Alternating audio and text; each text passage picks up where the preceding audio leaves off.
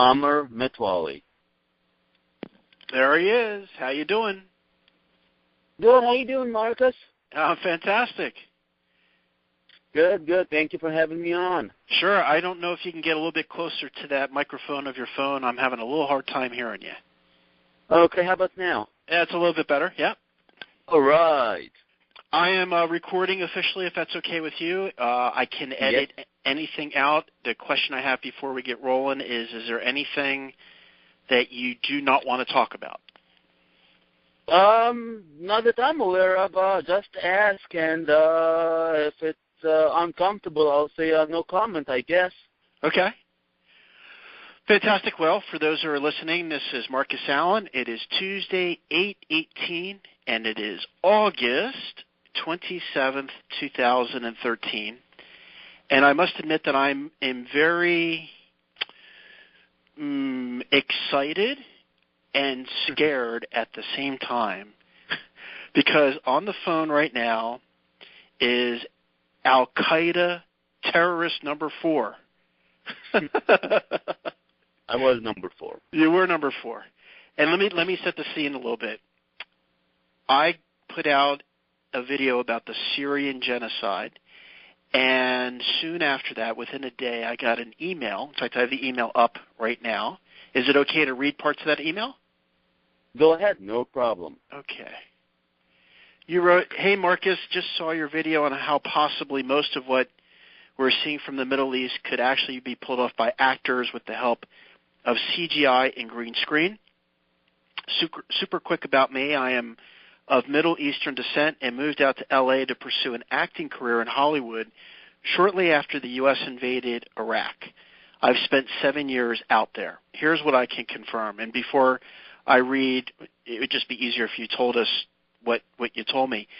Basically, the people who subscribe to my site, they're both free subscribers and I have paid membership site. And they are on board with the idea that the realities of our world are manufactured. And, you know, everything that we see, well, almost everything that we see on TV, in the news, on newsprint, even talk shows, are fabricated. They're just whoppers of a lie. So we really don't need any more convincing that that's the case. The one missing area, and it's a big issue that I have with my wife personally, is she's like, okay, fine. If you say almost everything is fake, how come an actor hasn't come out and confirmed this? So that's my first question for you. And by the way, why don't you introduce yourself? I don't want to butcher your name. Tell us what your name is. The name is Amr Metwali. Okay.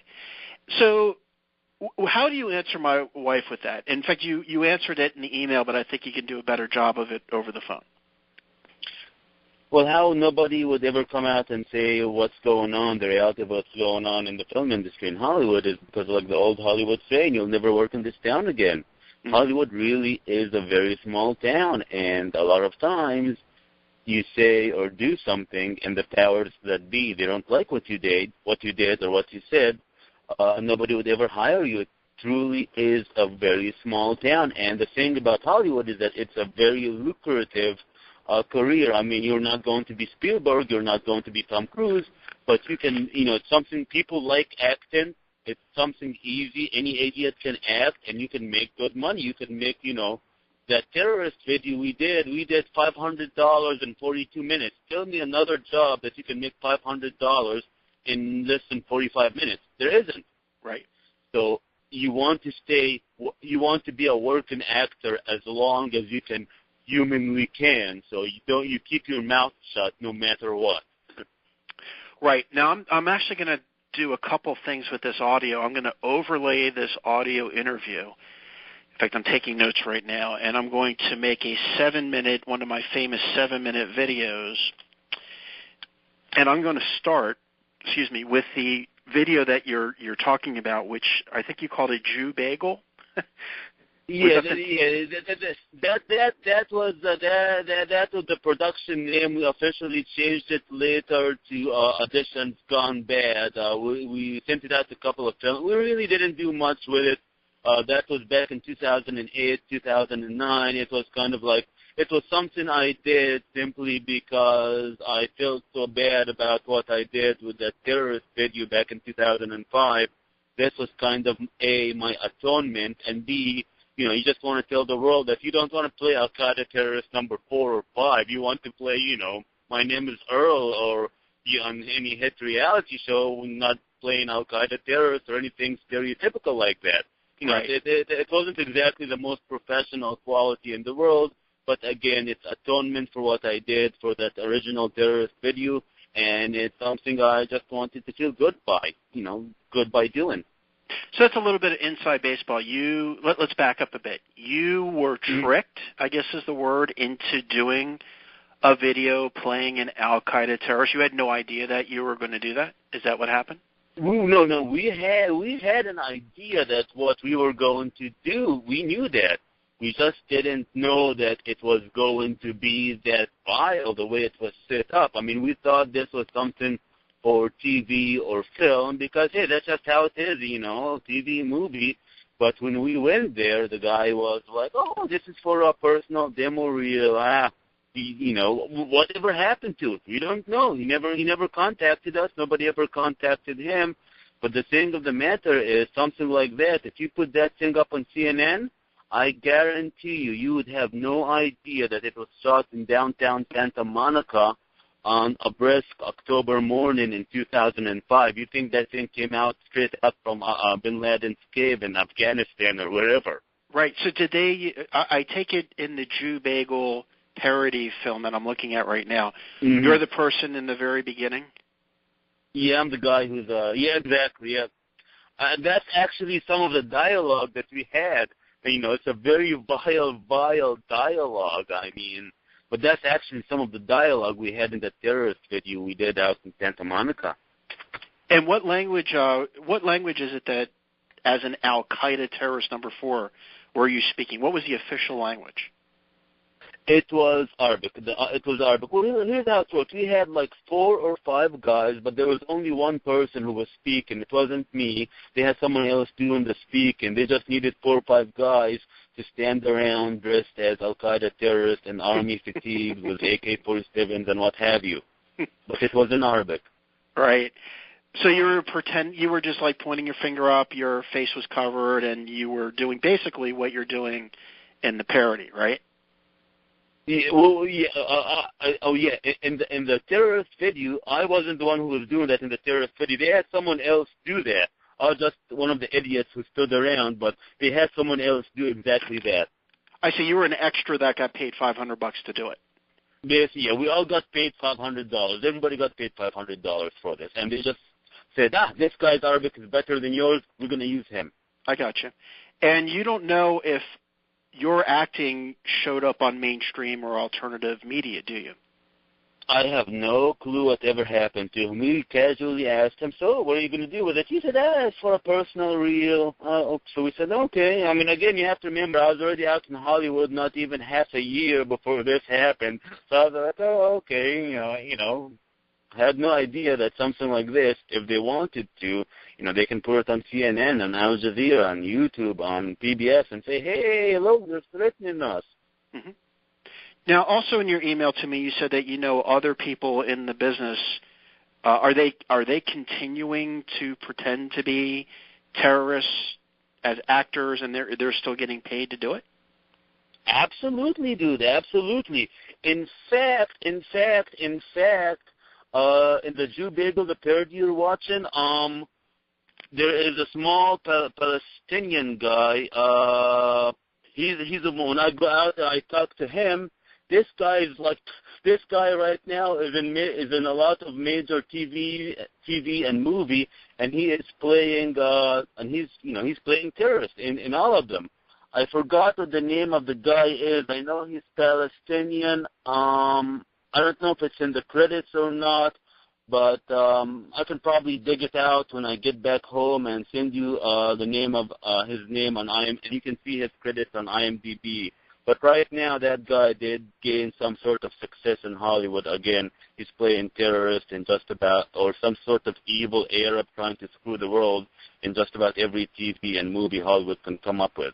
So is he playing as an actor a role in a movie, or is he playing as an actor a role in the news? This guy and other things in movies. So none of the friends that you know of that are in the business have, and there's no confirmation of them ever pretending to be an Al-Qaeda terrorist, which showed up on CNN, PBS, etc. None of these guys that I know of. None of these guys that I know of have I had 100% proof that they ever showed up on the news channel saying, these guys are terrorists, or these guys are poor Syrian people being, butchered by Assad. But what I do know about Hollywood is that they do have film lots out in Stevenson Ranch. This is a little bit north of Los Angeles, right by Magic Mountain. There, it's basically desert, mountainous, and they have a lot of stages not stages, but lots and buildings where it can be dubbed over as Iraq. This was back during the time of Iraq.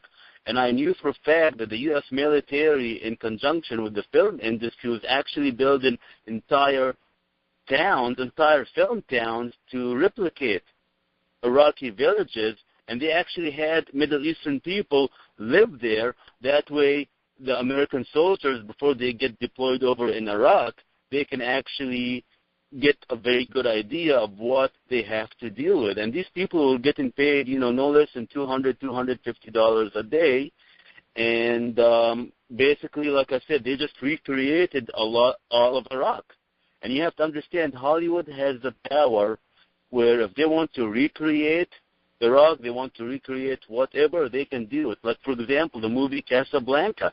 They recreated, the entire town of the Moroccan capital, Maghreb. I don't know what the Moroccan capital is. I think it was the white. I don't know what the Moroccan capital is. I forgot. But they were able to recreate that entire town in Warner Bros. Studios back lot. You would think they're in Morocco, but in reality, they're out in Burbank in a back lot at Warner Bros. Studio. So we know for a fact that Hollywood has the power to recreate just about anything they want, and you wouldn't be the least bit wiser to it. Yeah. It's interesting you bring that up because we do these calls all the time about how, again, our life is manufactured. It's mostly fake. You can't trust anything you see. And there were a couple of articles, I think last year, maybe 2 years ago, and they were talking about exactly what you're bringing up, that that the military has literally spent tens of millions of dollars recreating exact duplicate towns in the deserts of California, of Iraq and Afghanistan. And as a critical thinker, I thought out loud and said, is it possible that maybe we're not even going to Iraq or Afghanistan, that literally they're flying a military plane, whoever is, in the military is, registered to go fight over there, and the over there just happens to be in California? Is that possible? Well, like I said, the last time I was out there, they said that they had entire towns where Americans, before they get deployed into Iraq, they get to go to those towns where it's basically a replica of some sort of Iraqi village. Now, that's before they go over to to Iraq. I honestly doubt that you're going to have several thousand American troops, 19 years old, 18 years old, going over to in Stevenson Ranch in Southern California, and then they say, this is Iraq, but in reality they're in right here in the U.S. I doubt that they can keep their mouths shut. So I think it's interesting you bring that up, because just critically thinking, brainstorming, thinking of the possibilities, we were like, well, how would you know if you're in Iraq? The only way you would know is there would be a sign that says "Welcome to Iraq," because the military makes you turn off your cell phones, right? Mm-hmm. So you would have no idea if you were in Iraq or not. And by the way, I do think that they do go to Iraq. I'm just kind of thinking outside the box. I said, wouldn't that be something if life was such a fraud that we really are going to Stevenson, California, as opposed to Iraq when it comes to the military guys? Wouldn't that be something? Well, that would be something that I cannot comment on, but what I can comment on for sure, because I've heard about it, I've even been offered it before, is that the videos we see about Syria, about people dying, stuff like that, all that could be manufactured in Stevenson Ranch or places like Stevenson Ranch with Arab or Middle Eastern-looking actors. I mean, all that can be fabricated right over there. As about the U.S. military going to Stevenson Ranch rather than going out to Iraq and Afghanistan, yeah, that I cannot comment on because I have no idea. But again, I can comment on the fact that you can recreate an entire Arab village, Arab town in Stevenson Ranch or a place like it and get Middle Eastern actors or those who even look Middle Eastern, because I actually been offered to go to one of those places and they said they're going to pay me, $200 to $250 a day. I declined because, I don't want to be a background extra and I definitely don't want to go, live in the heat and stuff like that, but I know that does exist. Mm-hmm. So let's fast forward to today. You obviously are speaking out. I'm assuming because you got either blackballed or blacklisted, you're out of the industry. There's no chance now that you're speaking about this that you can get back into it. Is that basically what happened? To be honest with you, as a person of Middle Eastern descent, especially being a Muslim, there was no chance of me making it in the industry to begin with. Oh, I see. So it's not. I'm not losing anything. The thing about me is that I'm a computer programmer. Mm-hmm. This is something that I've been doing since the late 80s. I'm only 32 years old, but that just goes to show you how much dedicated I am to computers. I'm a really good computer programmer. I'm actually with a tech startup right now, so I don't need Hollywood. Mm-hmm. So I can say the truth, and I don't care about what people say. Now, speaking of the truth, you've tried to get your story out, and you've run into a lot of resistance, right? Yes, correct. I emailed a local radio TV station, and I never heard back from them.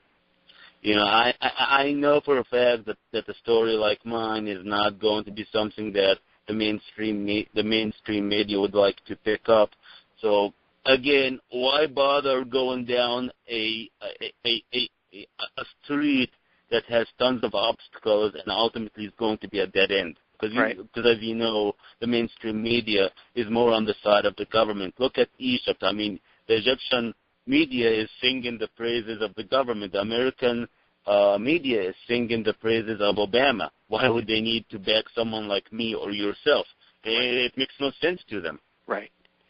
Speaking of Egypt, that's where you're from. You're from Alexandria, Egypt. Is that true? Oh, yes. Mm-hmm. We'll be going there in a couple of weeks, actually. Oh, good. Good for you. I'd love to go there, although we don't have to go there because Alexandria, Egypt is actually here in the States. It's in Alexandria, Virginia. It's Virginia. Washington, D.C. It's amazing how they're very similar. Mm-hmm. Yep. So do you enjoy the United States more than you do Egypt, or do you prefer to be in Egypt? Oh, absolutely. I mean, I grew up here. I've been here all my 32 years. I go back to the Middle East every now and then, but if you give me a choice, Middle East or America, obviously going to be America. I grew up here. Mm-hmm. Mm-hmm. So let's go over some of the things that you pointed out in the email. We might be repeating a little bit. You said, the only edition I ever got was for Al-Qaeda Terrorist number 4 back in October of 2005. It was a small production and run by a Caucasian guy, that's funny, and crew. Yeah. With us 5 actors, no more than 8 or 9 were ever on the set for our 42-minute take. This was back when Al-Qaeda was putting out death threats to the West videos on a weekly basis. We did something like that with such horrendous, I'm assuming you meant words, you said words spoken, that it was put on CNN. You would think that these Muslims must be the most evil people that ever roamed the earth. However, you would never suspect that this terrorist video was shot in downtown Santa Monica on a brisk fall morning with 5 Arab wannabe actors. And you talked about being disgusted that you did that for $500, that you made the parody of it. And in the companion notes, I'll have a link to that Jew bagel video. It's pretty funny. Number 2, you said CGI and green screen technology is so prevalent, cheap, and sophisticated that first-year students at Pasadena City College, where I learned filmmaking, can do it. I've backed open source and free projects at Kickstarter that make CGI look so real that you would not know it wasn't. And then you have a link, and again, I'll post a link to that. And then you said you better believe that Hollywood already has software far more sophisticated than this. Of course, I agree with that. Furthermore, there are production companies that specialize in mobile green screen productions. You don't even need to be in a soundstage for it. For example, a film I was working on, we can shoot an entire scene supposedly in Las Vegas, but we can do it with green screen at a parking lot anywhere we went. Number 3, since I got a lot of parts as Middle Eastern terrorist, I've hooked up with other Middle Eastern people who are making a comfortable living playing such roles. One gig I was told about, remember this was 2005 to 2007, the height of the U.S. involvement in Iraq, is that the U.S. military had entire film communities out in the desert that doubled over as Iraq, and they had Arab actors playing obviously Iraqi men, women, and children, while U.S. military personally trained how to deal and live with them for the real thing. In conclusion, it's possible that what we were seeing from the Middle East is nothing more than actors, CGI green screens, and filmed right here in America in conjunction with Hollywood and the U.S. military. Absolutely. Anything to add to that? No, I just remembered the movie that I was telling you about, that they filmed it, supposedly a Moroccan movie that they filmed it on Warner Bros. It was Casablanca, and the name of the Moroccan capital is actually Casablanca. That's a movie that was filmed in Morocco, but really filmed in Burbank at Warner Bros. Backlot. Right, just right. Remember that. Right. And of course, Casablanca is in Africa, right? Northwest Africa. Yeah, Morocco. Right. Yeah. My favorite place that I want to visit, actually, maybe you've heard of it, is called Agadir. I've heard of it. I don't know where it is. I've heard of it. It's supposed to be temperate, meaning that it's always 70 degrees Fahrenheit all throughout the year. I think that's somewhere in Asia, somewhere. I think it's like Middle East, but Asia. What, Agadir? Yeah. No, Agadir is in North Africa. It's near Casablanca. Yeah. Yes, that area, actually, Morocco is a very, very prominent place for Hollywood to shoot their movies at. In fact, they're making a movie about the Exodus with Moses, and about Moses and the Exodus from and the Jews from Hollywood. In fact, it's going to be directed by Ridley Scott. It's starring Christian Bale, Sigourney Weaver, and they signed someone. I was on IMDb like 20 minutes ago reading about this. It's going to be shot in Morocco, Spain, and obviously here in America. Huh. Yeah. Very interesting. So it's a big Hollywood movie again. Ridley Scott, Sigourney Weaver, Christian Bale, who played obviously Batman, and it's being produced by Peter Chernin, who is a big honcho, used to be a big hit honcho at Fox Studios, and he's the one who actually produced, Titanic. Or at least he's the one who greenlit Titanic to be, filmed by James Cameron back in '96. Right. Yeah. So. Let's kind of switch gears here, and let's talk about 10,000 Pico Boulevard. Mm-hmm. That is Hillcrest Country Club. Hillcrest Country Club, there's a great book called An Empire of Their Own, How the Jews Built Hollywood. I mean, I bought it and it's on Amazon, obviously. If you go to Amazon right now, type in Empire of Their Own, How Jews Built Hollywood. It's a super beautiful book. It details how Hollywood was built back about 100 years ago. You got what I refer to as the founding fathers of Hollywood. They were six Jewish guys from Eastern Europe, from Poland. I mean, the whole American dream was actually fabricated by these guys. White picket fence, a garage with 2 cars in it, two-story home, stuff like that. The American dream was actually created by Jews from Eastern Europe. It's not American at all, but they were able to fabricate that image through their movies, which they often produced through Hollywood, obviously. Mm-hmm. And another thing is they actually did an A&E biography on it was done by A&E, the channel, and it was about this book. And they actually had the author. I think his name is Neil something. They actually had the author do some commentary on it. I mean, even though it's an hour long, it's nothing compared to reading the book. But it does give you, but for somebody who just wants to take a quick look at what's going on, it will give you a good amount of information about Hollywood from its early days. And again, you can type in An Empire of Their Own on YouTube, and I believe that will pull up a video for you. It's again, it was done back in 96, 97. It's about 15 years old, but it's a good video to watch. Again, nothing compared to the book. The book, I remember, was big, around 300 to 500 pages. It was a really big book, and it had such tremendous information on it that it's something that I think everybody who wants to know about Hollywood should get to read. And the thing is, at Hillcrest Country Club, this is where the most powerful people in the entire entertainment industry make their decisions. And there's only a handful of them. You're talking about a half dozen people.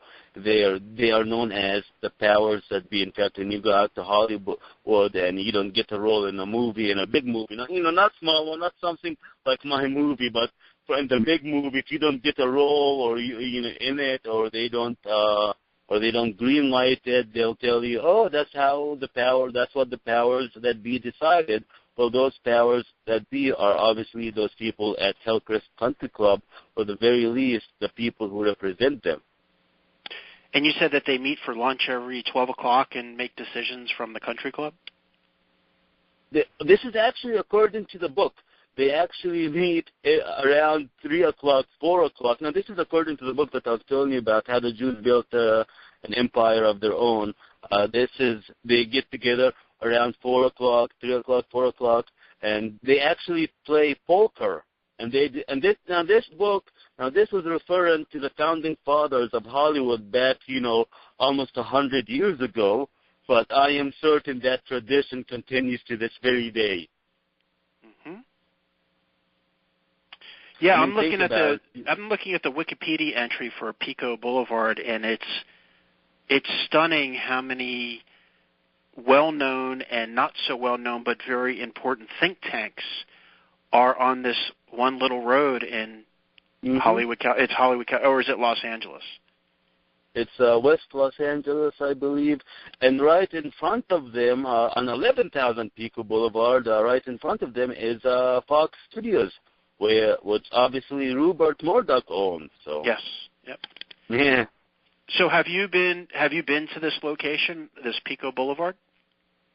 I've been to Pico Boulevard. I've been to what you may call it. I've been to Fox Studios. I've never been to Hillcrest Country Club because this club is very, very exclusive. I mean, you have to go there by invite only. They're not going to let anybody in. I'm telling you that right now. They're not going to let anybody in. I don't want to tell you how you get in. Read the book, and the book will tell you how they accept people. But it's a very, very exclusive club, and they're not going to let anybody in there. But so, FYI. One of the most eye-opening buildings there for me is called the Rand Corporation, Have you ever heard of the RAND Corporation?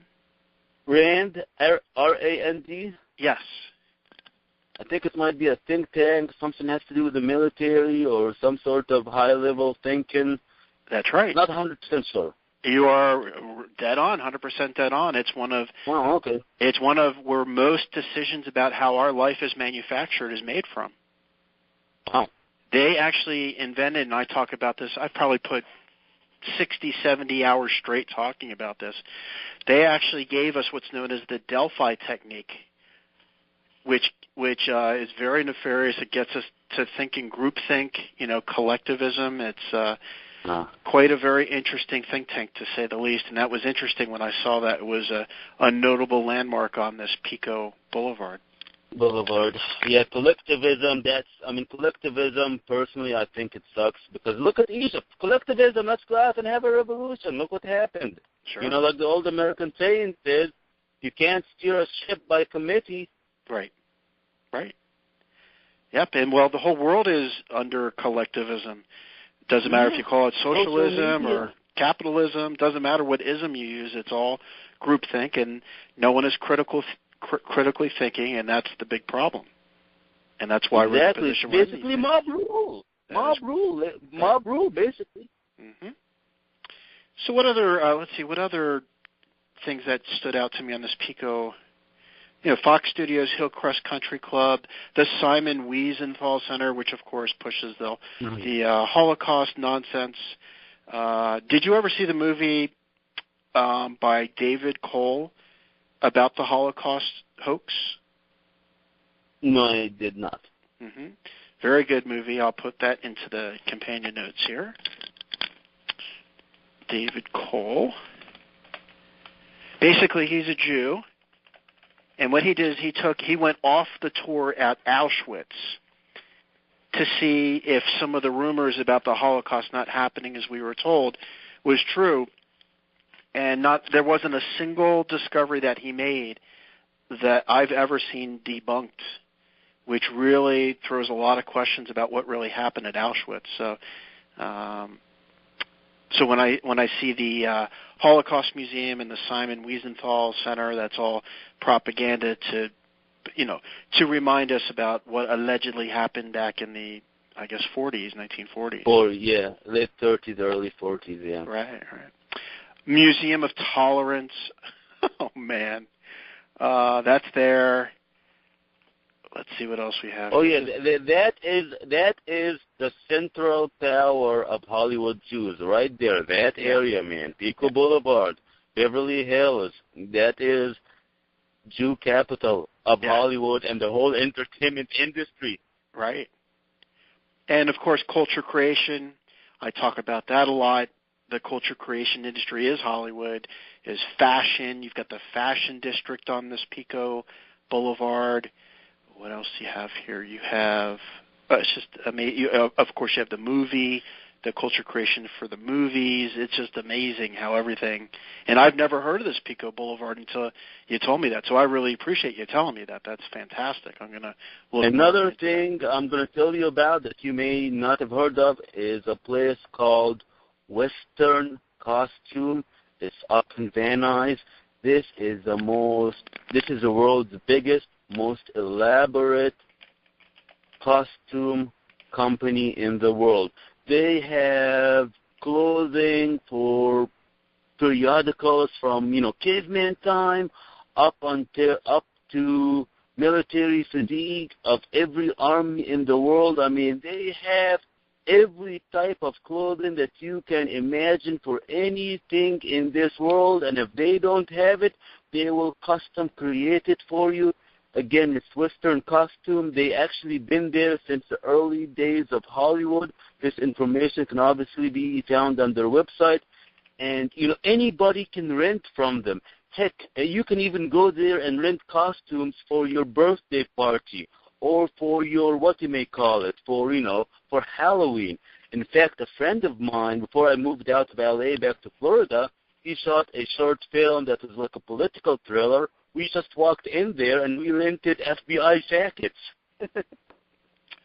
Now that's interesting because you can rent Because we're big into all of the school shootings and the Boston bombing and all that kind of stuff was faked also. And we know that because you'll see it's interesting you bring this up, because you'll look at the police uniforms and they're missing the name of the town and the badge. It's blank. It's a blank. Mm-hmm. It's like they rented the uniform, and here you go. This is what you're talking about.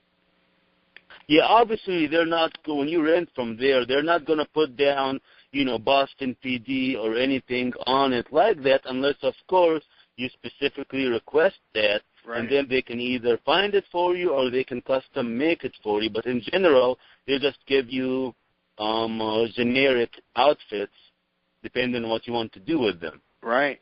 And I think it's a little tough to find this company, but I think I found it. It's called the Western Costume Company, 11041 Van Owen Street in North Hollywood. Yep. That's the one? Oh, yeah. Yep. Oh, yeah, that's the one, dude. That's the one. I've been there many, many times. In fact, when we shot our terrorist video, the one that they hired me for $500 for, we went there to get our clothing from there, military fatigues. And generally, does the producer pay for that, or do you have to take that out of your pocket? Oh no, he pays. No, he pays for that. Yeah. That's the best thing about Hollywood. The production pays for everything. Huh. Yeah, tell us. And you rent them. Go ahead, keep going. Mm-hmm. Yeah, you rent stuff from them. You don't sell them. Do you buy? You rent. I mean, I believe they can sell stuff for you that they don't use or something like that if they custom make it. But in general, you just rent from them. And their rental fees are not that bad, man. I mean, like I said, a friend of mine did a very low-budget short film, and he was able to rent those FBI jackets for like $300 for the weekend, and he was able to get, I don't know, 10, 15 of them, something like that. So their rental fees are not that bad at all. I'm surprised. Wow. That's really chilling. And another thing about that area up in North Hollywood, you have a lot of what is referred to as prop shops, P-R-O-P, prop shops. Their prop actually stands for property. Now, this is where you can acquire anything in Hollywood that you use for action. Anything that you use, I don't care if it's a cup, I don't care if it's a pen, I don't care if it's a gun. They're known as property. So in these prop shops, you can rent just about anything from them. We went to a place. In fact, again, when we did that short film for my friend, we went to a prop shop just half a mile away from that costumes place, and he rented pictures of Obama, the U.S. flag, stuff like that. Heck, they even had a flag of Nazi Germany there. I remember, big red flag of Nazi Germany. You can rent anything from these people. And of course, they have these companies that can manufacture cars for you. So if you want, you can have the Batmobile. If you want, you can have a Syrian ambulance. You can, again, they can manufacture. They can either attain or manufacture or custom make just about anything for you want out in Hollywood. And the thing is, most of the big Hollywood studios, they have their own in-house custom shop. They have their own in-house property shops. They have their own in-house vendors for cars and stuff like that. So, yeah, that's kind of frightening if you think about it, that someone can go in for a few bucks and, rent a police officer uniform. Mm-hmm. I'm going to be honest with you about something. I was once doing a show up in, was it Paramount Studios or Fox? I forget. It was one of those studios, and my role was to play a police officer. And in Hollywood, you spend more time on break than you actually do work. And so I go outside and I hang out outside rather than stay inside, with all the people and stuff like that. I just go step outside. Of course, I'm dressed as a policeman outside, and I've had people come up to me and say, "Officer, can you tell me where this building is?" Right. And people seriously thought I was a real police officer. Now, you're on a Hollywood studio lot. These people are supposed to know better. You're just an extra getting paid minimum wage. Right. So imagine someone in Alabama seeing something fabricated in Hollywood. Do you think they're going to know any better? No. No. Yeah, that's what I mean. That's kind of frightening if you think about that. That literally anyone can come off the street. I'm sure they don't check to see if you're an approved or authorized actor and just rent an FBI uniform and go see some woman that they want to accost. I mean, that's just crazy. Nope, we literally came off the street. We just walked in there and we said, hey, we want to rent FBI jacket. They said, okay, you can either have us, do it on credit if you have good credit, or if you want, you can put in a big deposit until you return it. We said, we're going to pay you a big deposit. They said, okay, there you go. Have a nice day. That's something. Well, I'm going to get back to my wife's main objection, and unfortunately, I think we're still in that position, which is, so we really don't know. We can't say for sure that what we see, the propaganda that we see, is coming from actors. We don't know if it's green screen. We don't know if they're real actors, because we've yet to really have someone who played an actor as an Al-Qaeda terrorist number whatever come out and say, yeah, if you saw CNN on October 22nd, 2005, that was me. So we really still can't say that, can we? We still, officially, we cannot say that is a fact, even though all the possible ingredients are over there. We cannot say that as a fact. And again, I doubt anybody is going to come up because A, they're making a lot of money. B, a lot of people actually like acting, and C, if you do what I do, you're never going to work in this town again. Right. Not worth it. Now, if you were a betting person, I don't know if you are or not, I'm getting the impression you're not, would you bet your entire lifetime of income that what we're seeing on TV, what we're seeing in the newspaper, et cetera, is completely fabricated with actors? I would say a good portion of it, especially, look at the poor Syrian children. I would say, yeah. I would bet my entire livelihood on that. Okay, so let's talk about that, because I've seen some videos. I don't watch the news anymore. I'm forced to watch the news because of what I do for a living. I deconstruct the news. And there have been some really amazing-looking baby pictures where they look like they're dead, and then they pour water on them, and then they come alive. Have you seen those? To be honest with you, I myself don't watch the news just like you do, because a lot of this stuff is like, oh my God, people, this is totally insane or inaccurate or even fabricated. So I don't watch the news. Because when I watch the news, my blood boils, man. I mean, I read on CNN, I read Yahoo News, I read news in general. To be honest with you, there's so much bad going on in this world today, so much wrong, so much evil, that I really want to distance myself from all this collective crap viola that's going on. So I don't watch stuff like that anymore. I mean, I just read the news, give me facts, that's all I want. I don't want your opinion. I don't want to watch a video of some poor kid in Syria dying from anthrax. Right. See, that's the thing. Like, I've seen some of these videos. In fact, Chris Kendall's on the line right now. Hey, Chris. Hey, how's it going, guys? Hey, you sound good. Good. Well, it's a shame you missed the whole thing. He basically I'm sorry about that. Yeah. He couldn't. He doesn't have any evidence that any of the clips that he's been involved in has been actually shown on CNN or on TV. He knows at least a few people in the industry who continue to make a living playing Middle Eastern terrorists, usually in movies, and that's kind of the disturbing part to me, is that we still don't have someone who's come out and said, I was the guy that you saw at the 1 minute and 22-second mark on CNN pretending to be the Egyptian who was waving his middle finger at the United States, death to Allah and all that kind of stuff. So I'm frustrated, but I learned a ton because we've been talking now for 45 minutes. So that question is for you, Chris. Have you seen those videos of the babies in Syria where they look like they're comatose? They sprinkle some kind of water on them, and then they become alive. Have you seen this? I've seen the photos with them looking like there's children inside some sort of look like trash bags or something up to around their necks, But then I was looking at a news article that was actually a blog post describing how that could not possibly be real footage or real photographs from a real scene, because the thing about sarin gas, if you were to expose yourself to sarin gas within, I don't know, it's toxic for days, in other words.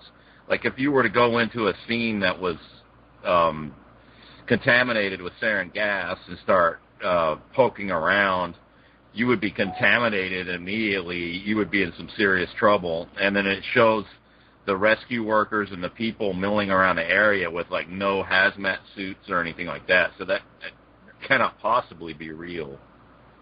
So that's actually a very good time for me. And by the way, Omar, do you have a few more moments or any more than that to talk?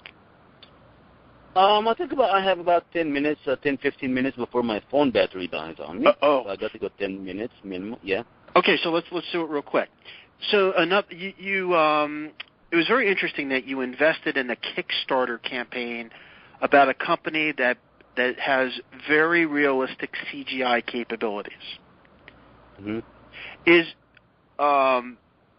it plausible that instead of using actors, what we're seeing in Egypt, what we're seeing in Syria, et cetera, is really just CGI? Is that possible?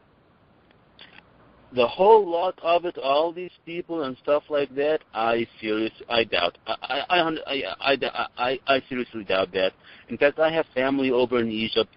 The stuff we see on TV, the people dying, the bullets, what's going on in Tahrir Square, all that is stuff that you can verify 100%.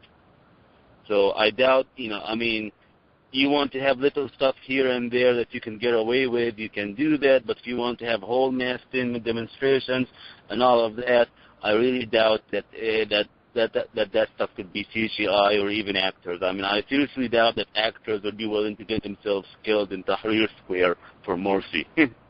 So I'm confused. You're saying that you are certain that they are real people, or you're certain it's not CGI? I'm a little bit confused by what you were saying there. For example, what's going on in Egypt right now? What we see in Egypt, we see the army cracking down on people. We see people being killed, stuff like that. This is 100% real because we have family members over there who see all that happening. So all this stuff like that is 100% real. Yes, but for example, if I wanted to make what's going on in Syria, if I wanted to make a small clip of, oh my God, look at these people being shot, look at these people being killed right here by that evil Assad guy, that stuff can be fixed. But when you see stuff on such a large scale happening in a place like Egypt, then that cannot easily be done in CGI. So it's interesting because I have a whole collection of faked images. One, which is very ridiculous, is there's a chef, maybe you've heard of him. His name is Gordon Ramsay. Yes. And I have a picture of the people waiting to be auditioned to be on his show, and it's step and repeat Photoshop fake, meaning they took sections of the crowd, and in Photoshop lingo, you step and repeat it, you copy it and you paste it, copy, paste, and you were able to see the same people every 2 inches across the photograph. Mm-hmm. So that made it look like the line to get into a show was 10 times or 50 times larger than it really was. Absolutely. In fact, out in Hollywood, if you're shooting a small TV show or a small feature and you don't have money for 3,000 extras, what you do is do exactly what you said. You just get people and you put them in different places. In fact, in Hollywood, they have, I don't know the official name of it, but it looks like a human being. It's not a human being. So instead of having an extra that you're going to pay $60 plus you're going to feed that extra, you just rent this human being looking gizmo, put it in the back somewhere, where you really can't take a good look at it, and bada bing, bada boom, as far as the viewer is concerned, you have, 30,000 people, when in reality you have no more than 400 or 500 people out there. Right. So that's exactly what Hollywood does. And plus they can digitally copy and paste people all over the place. And the way they shoot, I mean, they might shoot you in section A, then they revolve you and shoot you in section C. So you're in section C and you're in section A, even though you're supposed to be only in one. But the way they dress, of course, they have you dressed differently. They have you sit in different places.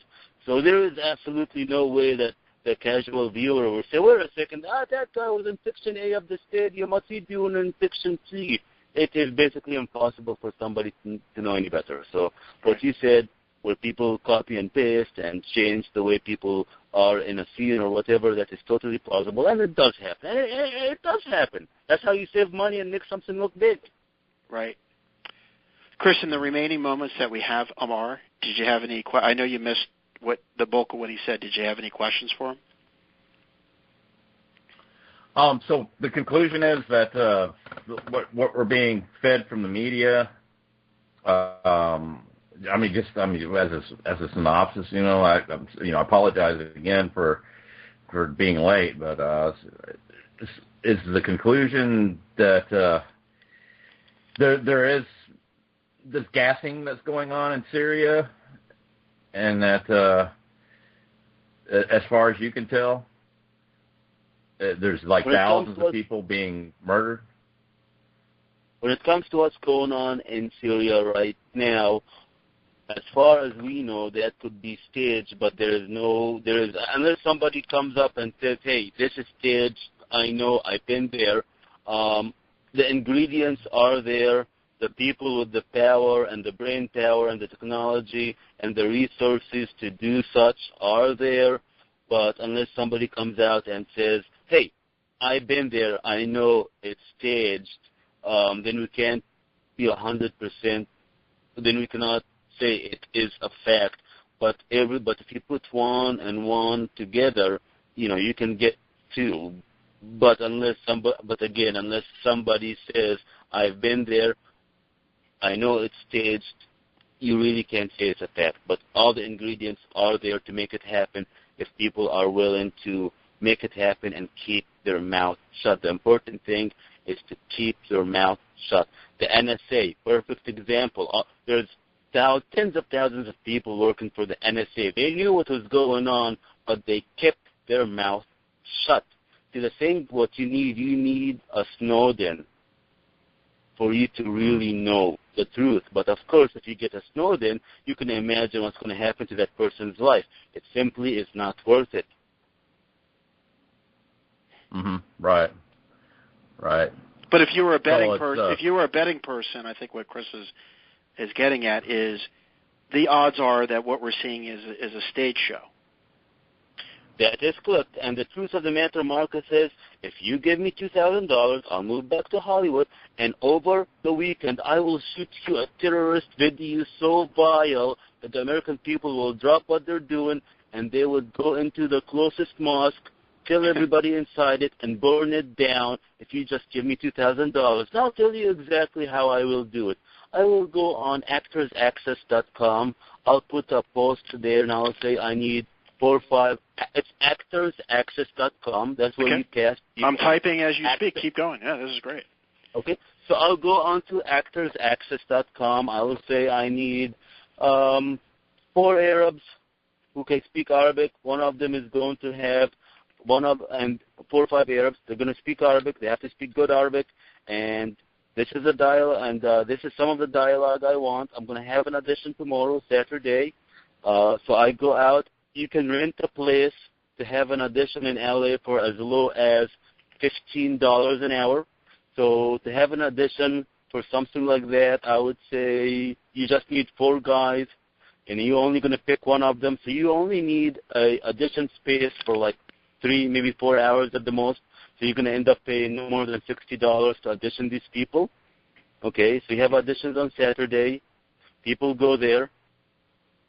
They obviously act out the part, and if you like them, you give them a call at the end of the day. Then the next day you tell them, You can either have them go to Western costume to get the material from there. Western costume is actually closed on the weekend. So what you do is that you rent the stuff on Friday, because the thing about Hollywood is that when you rent on Friday, they give you what is called a weekend rate. For example, let's say it's $50 a day to rent a officer's uniform.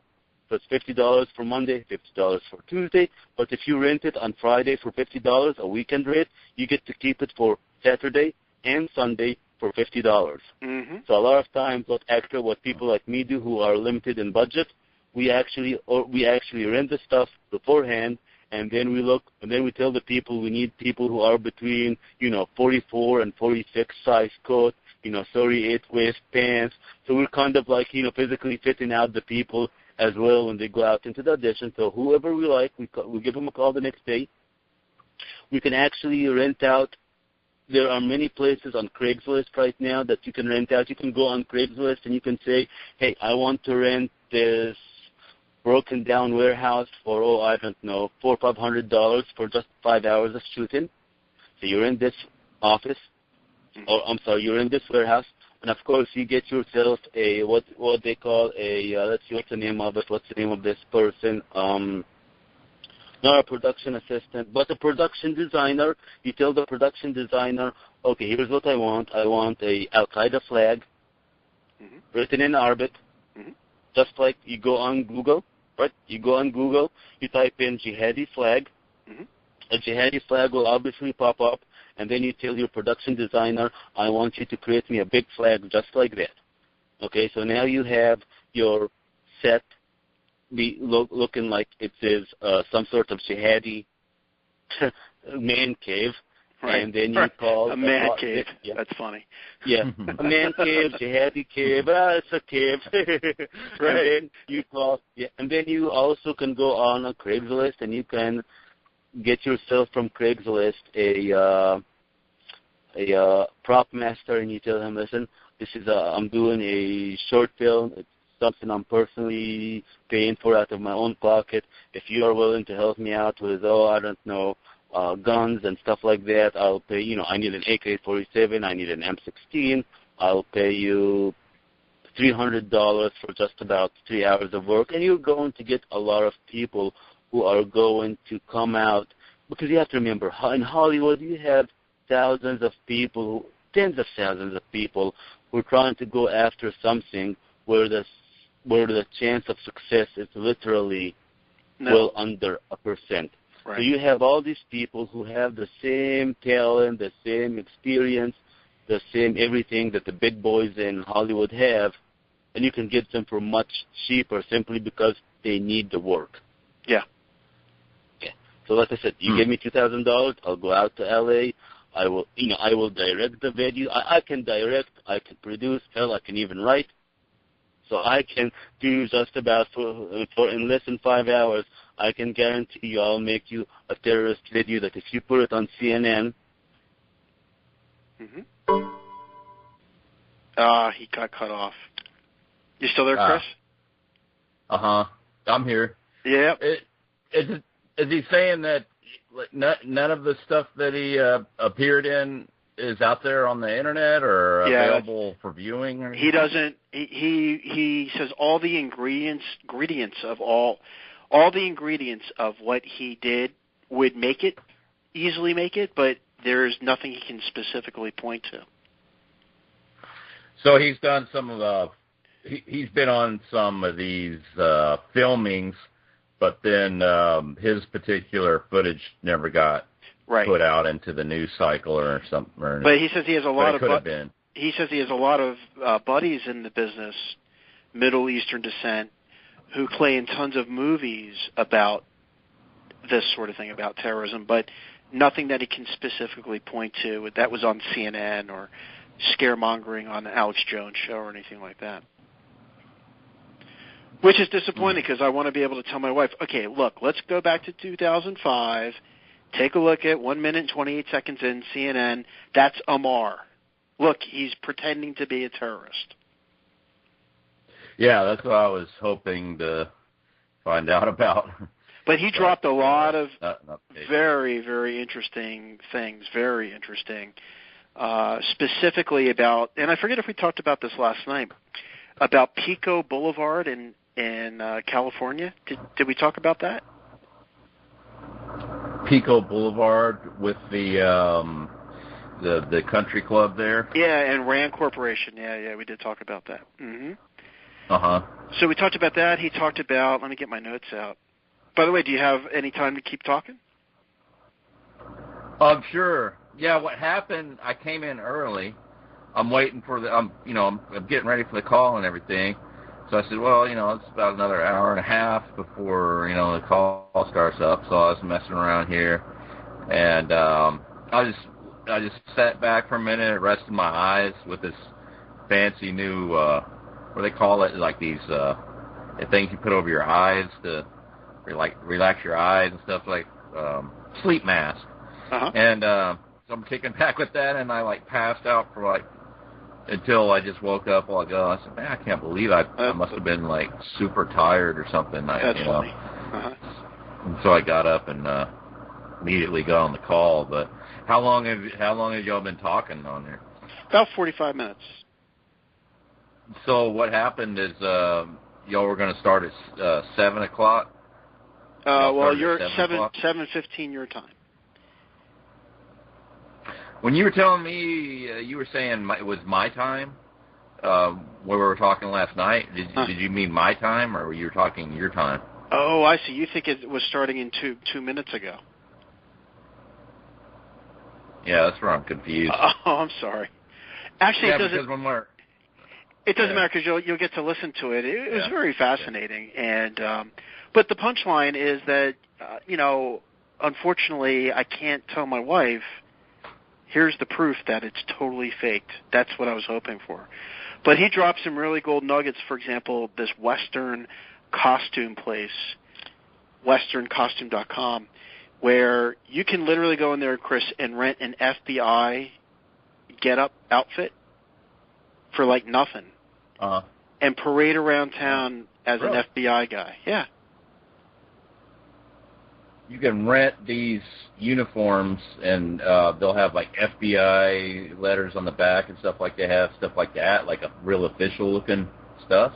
Well, I mean, I've always known that there were prop stores out there. I didn't realize how you and I could walk into the store with no authorization and put one of those fuckers on, and that's just amazing to me. Yeah, because I thought that was against the law, like impersonating an officer or something like that. Right. Exactly. And he was talking about how he was on a set as an actor with a police garb on, and it was a soundstage, and he said that the tourists, I guess, getting the tour, they were looking for directions. They would go up to him because they thought he was a real cop. It's that realistic, yeah. Well, that's too bad that he doesn't have any footage he can point to. I mean, something. Doesn't he get, if he's an actor, doesn't he have his demo reels and whatnot? Well, I think what he was saying is when he asked the producer what was this for, he said, oh, it's just it's a personal reel type of thing. He was very dishonest about it. So, yeah, but that particular piece of footage never showed up anywhere, though. That he knows of, right. That he knows of. But he said all the ingredients are there to make it very easily, showing up on CNN or in a newspaper. But the whole time I wanted to ask him about these videos that I'm seeing where these babies are springing to life when they pour water on it. And, as much link to that? Yeah, let me see if I can How would I find that? Let me see if I can find that.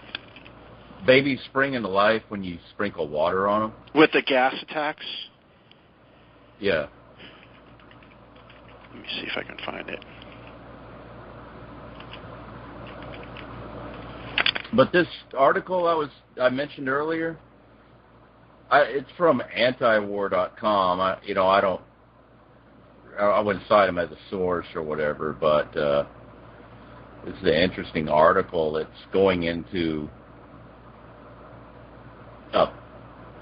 gas attacks nerve gas attacks, weapons-grade nerve gas and sarin gas. And the title of this article says, Transparent Hoax Could Lead to War. So basically what it's saying is these gas attack footage and all this stuff is all bullshit, because there wouldn't be any footage of the aftermath. Like when I go into a sarin gas attack or something like that, I'm seeing like photos of people like laying on the ground, like it looks like they're trying to say, well, the attack just happened, you know.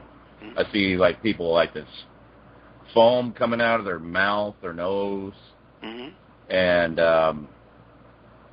not much else, but it's like, and then like people laying on the ground, allegedly dead, and like who's taking these photos in these contaminated, highly contaminated areas? I mean, I'm not seeing, you know, I'm seeing people like with no hazmat protection or anything on amid the bodies. And any of these photojournalists, are they equipped with hazmat suits? Maybe they are, I don't know. But they go in there and take photos with hazmat suits on.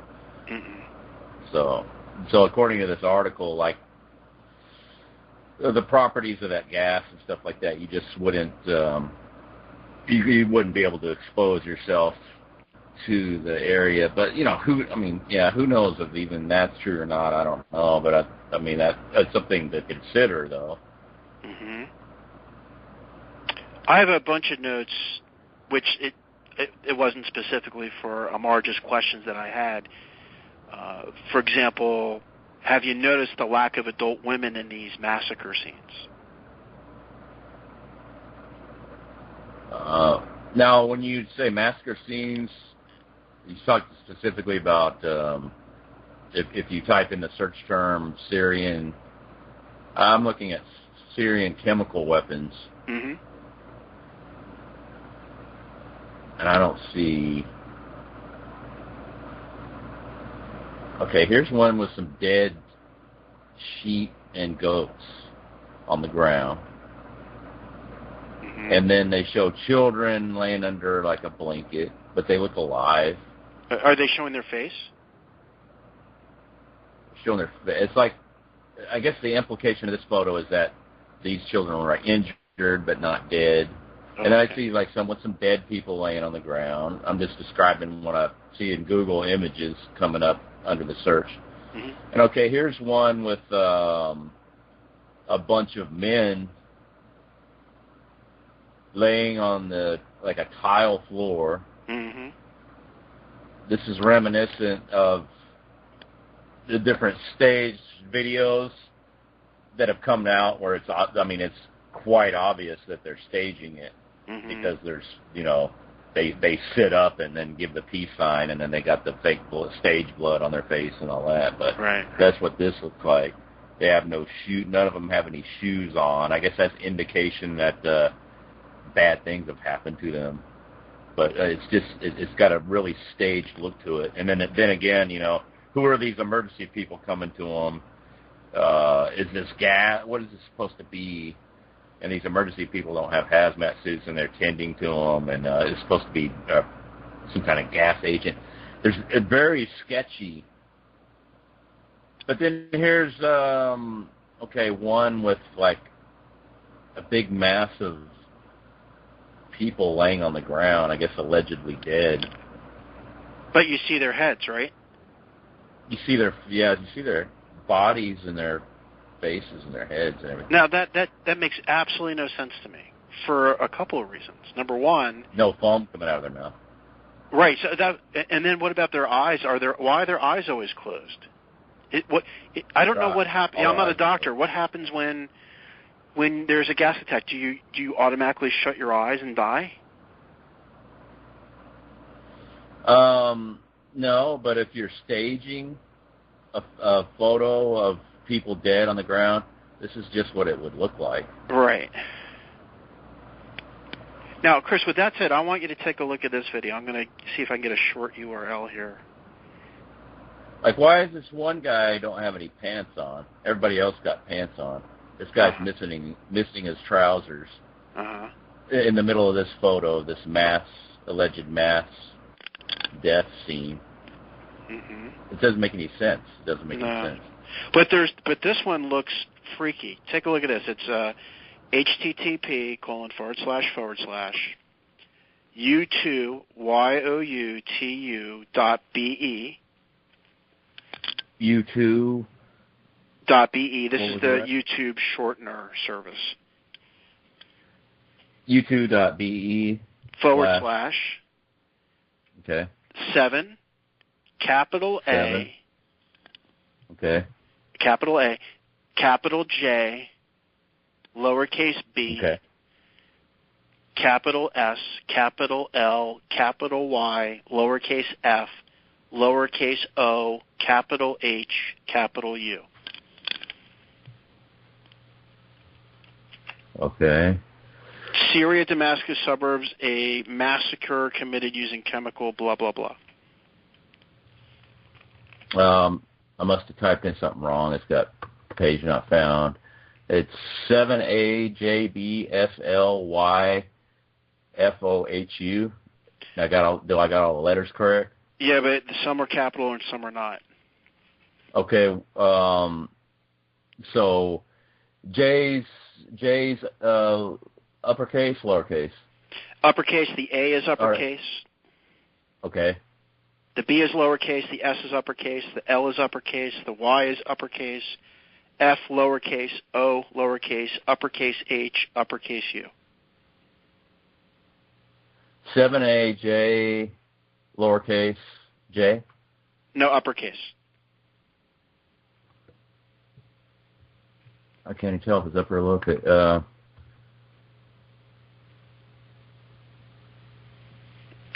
That's not giving me anything. I can give you a tiny URL.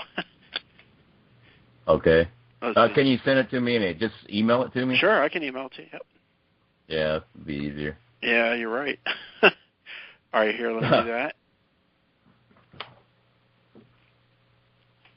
All yeah, right, if you got any other links, just put them all in one email. Yeah, I'll do that. Mm-hmm. I'll put all my notes in there, in fact. Let's see.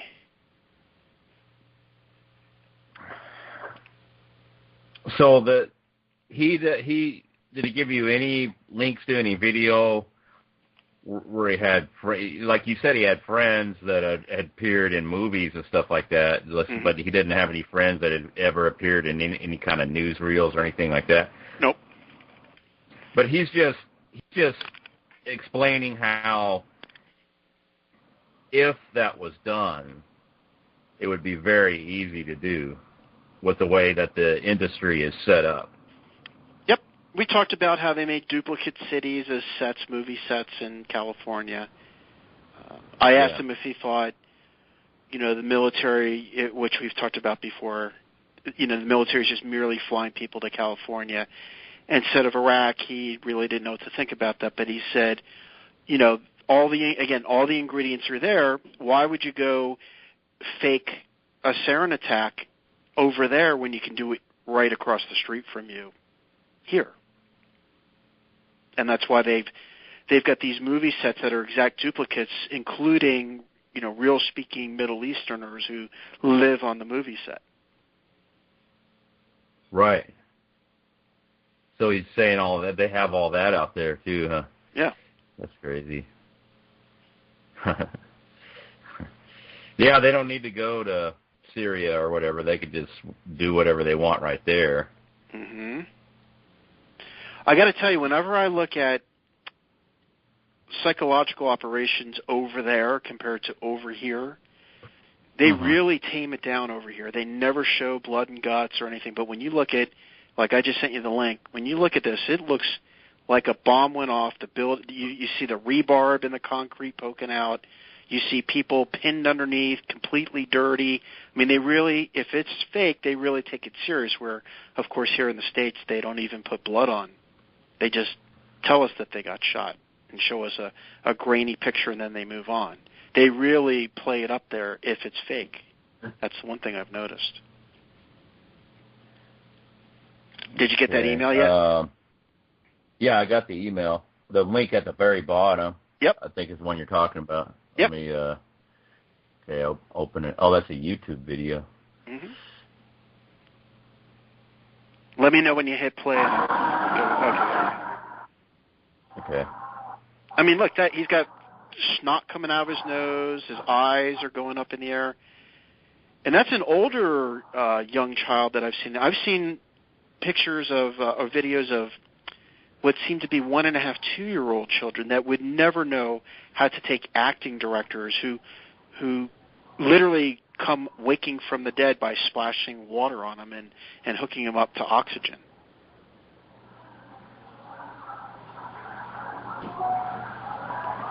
Someone So this said, is this. Go ahead. That was the supposed aftermath of a chemical attack. Right. 30 seconds of video is all they got, huh? Right. 36. Yep. And what's the source for that video? Don't know. Mm-mm. No named source or anything. Typical. Like, how do you know what the fuck you're looking at? I mean, there's no real context. There's nothing to tell you what's going on there. Here's the one. I found it. All right, so if at the end there's the related videos, right? You see that? There's like squares of related videos. Uh-huh. Okay. The one that, let me go to the end again. I think it's the second, the middle row, second to the right. No, that's not it. Damn it. If you look to the right with the related videos, I think it says SNN, Syria, Damascus rule, children killed twice over. Is this in the suggested videos that pop up inside the video window, or are you talking about the ones over to the right? I'm now talking about the ones on the right because I've lost the. Or then there's another one. Raw. Okay, I got it. Killed twice over. Okay, so I watched that one. Yeah, I think. Like, look, they're like see what that is. Flipping around the kid like it's nothing, and the kid doesn't move. If the kid was alive and acting, there's no way that they would let them flip them like that and not react. They're not reacting. They're not breathing. See that? Yeah, uh-huh.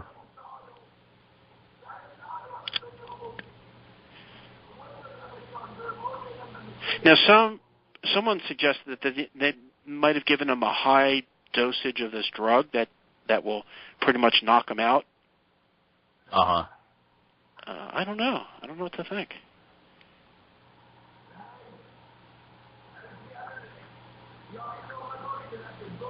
Yeah, but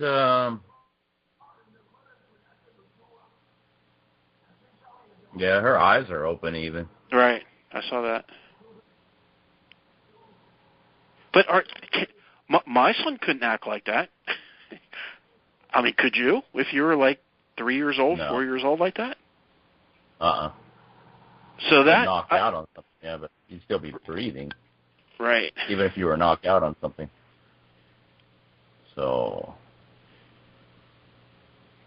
So that bothers me because it doesn't look right. First of all, when you die, don't you really smell bad?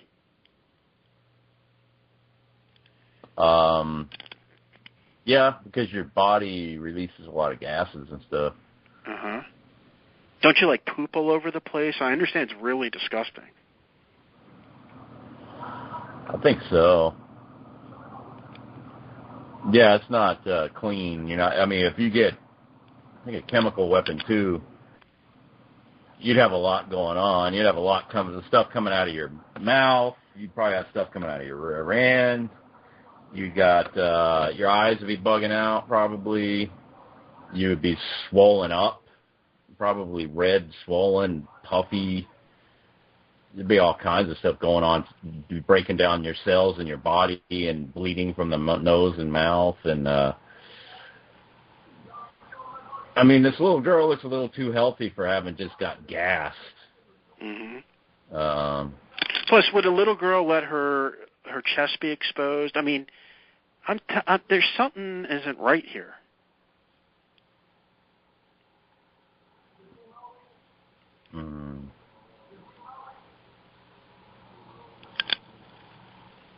And that's why I asked Amar, I said, is it possible that what we're seeing, the CGI is so good that we're seeing CGI? And he didn't think so. Yet he invested in a CGI company. That's the email he wrote me, where he said, "You will not believe how realistic the CGI is these days." And he ought to know because he just invested in a Kickstarter. You know, Kickstarter, you can invest $25 into a company. So oh, right, yeah, okay. So, and actually, I wasn't all that impressed with the company that he funded. It didn't look that realistic at all, in fact. No, but the CGI is very realistic. It's, I think they probably have stuff that's pretty much indistinguishable from actual footage. That's another problem with the stuff. So yeah, and then how do you prove that? How do you prove you're looking at CGI, not something else? But then again, too, there's the aspect of looking at footage of this that if you're looking at the context, I don't know what the guy's saying because I don't understand Arabic or whatever the language he's speaking, and I would assume the translation is somewhat accurate. I don't know because I think people would call it out if it wasn't, but right. It could be dubbed over. I mean, I don't know. I mean, it could be something completely unrelated and taken years ago and completely out of context, and you just don't know. Mm-hmm. There's that aspect too. So that's an aspect of fakery that.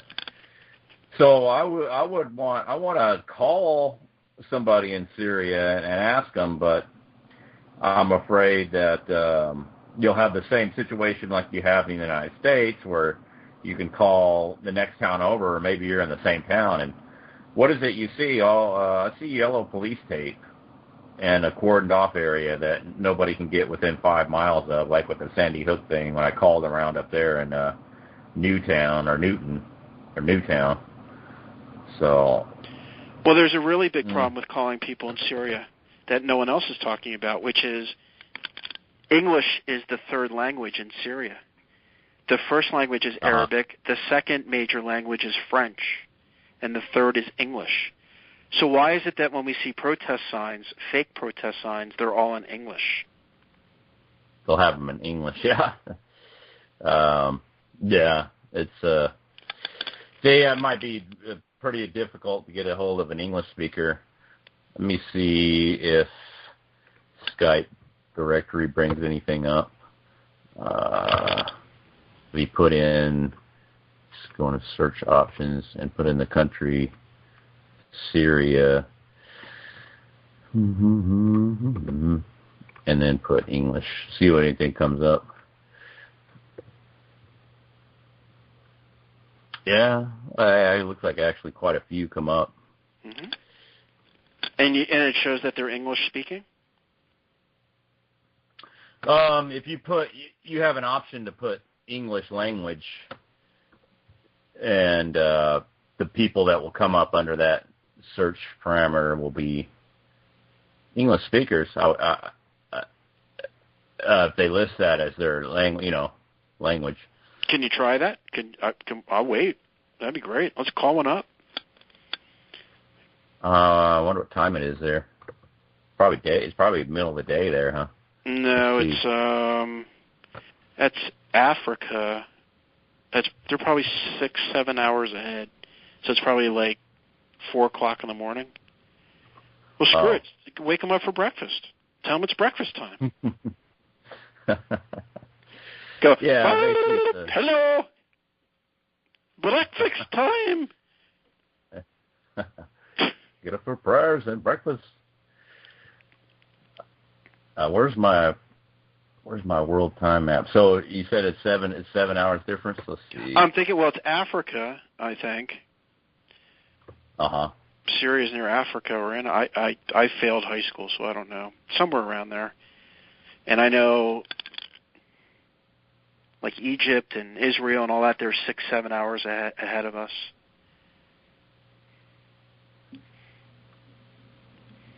Okay, let me bring up this. Are you on Skype right now? Loading. I'm on Skype right now. Mm-hmm. So Syria would be in the Middle East. Right. And it is... I'm going to say 4:41, I'll say. Yeah, it's around 4:41 in the morning. Yeah, I just found it. 4:41 in the morning. Yep. Okay. Perfect time to call. Let's call this. I would think so. Oh. This is... Wait a minute. Can I do this? Okay, call.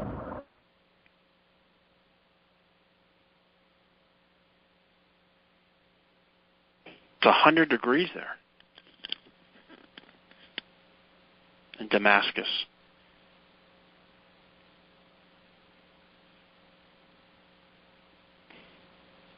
I think we lost Chris. Are you there?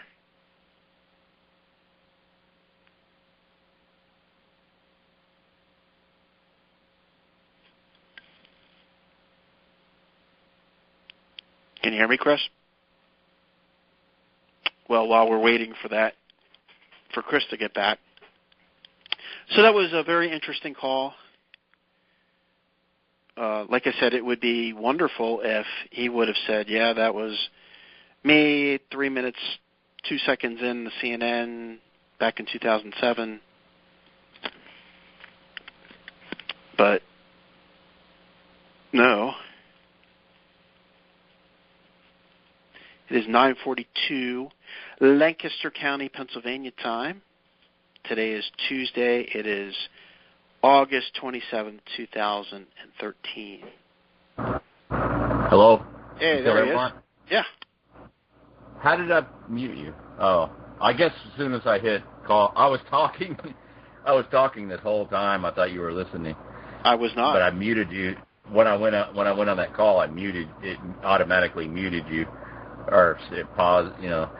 But I was saying that the way Skype is configured now, when you try to call people like I was doing, you call one person and it resets all the search parameters, so you have to go back in again and plug them all back in, and it makes it a real process. Whereas before you could go down to the list and just call one person after the other until you got a hold of somebody. I got you. So, yeah, we'd be here all night. So well, that sounds it sounds like a good project for you to maybe attempt, much like your call to Sendai. Yeah, when I made that call, you could go into Skype, you can go into contacts, you can go to Japan, whatever country, and you could put in English speaker, and then you could just go down the list and call one after the other. Mm-hmm. But you can't do that now. But, yeah, maybe I'll try a few and see if I can just by sheer stroke of luck get a hold of somebody.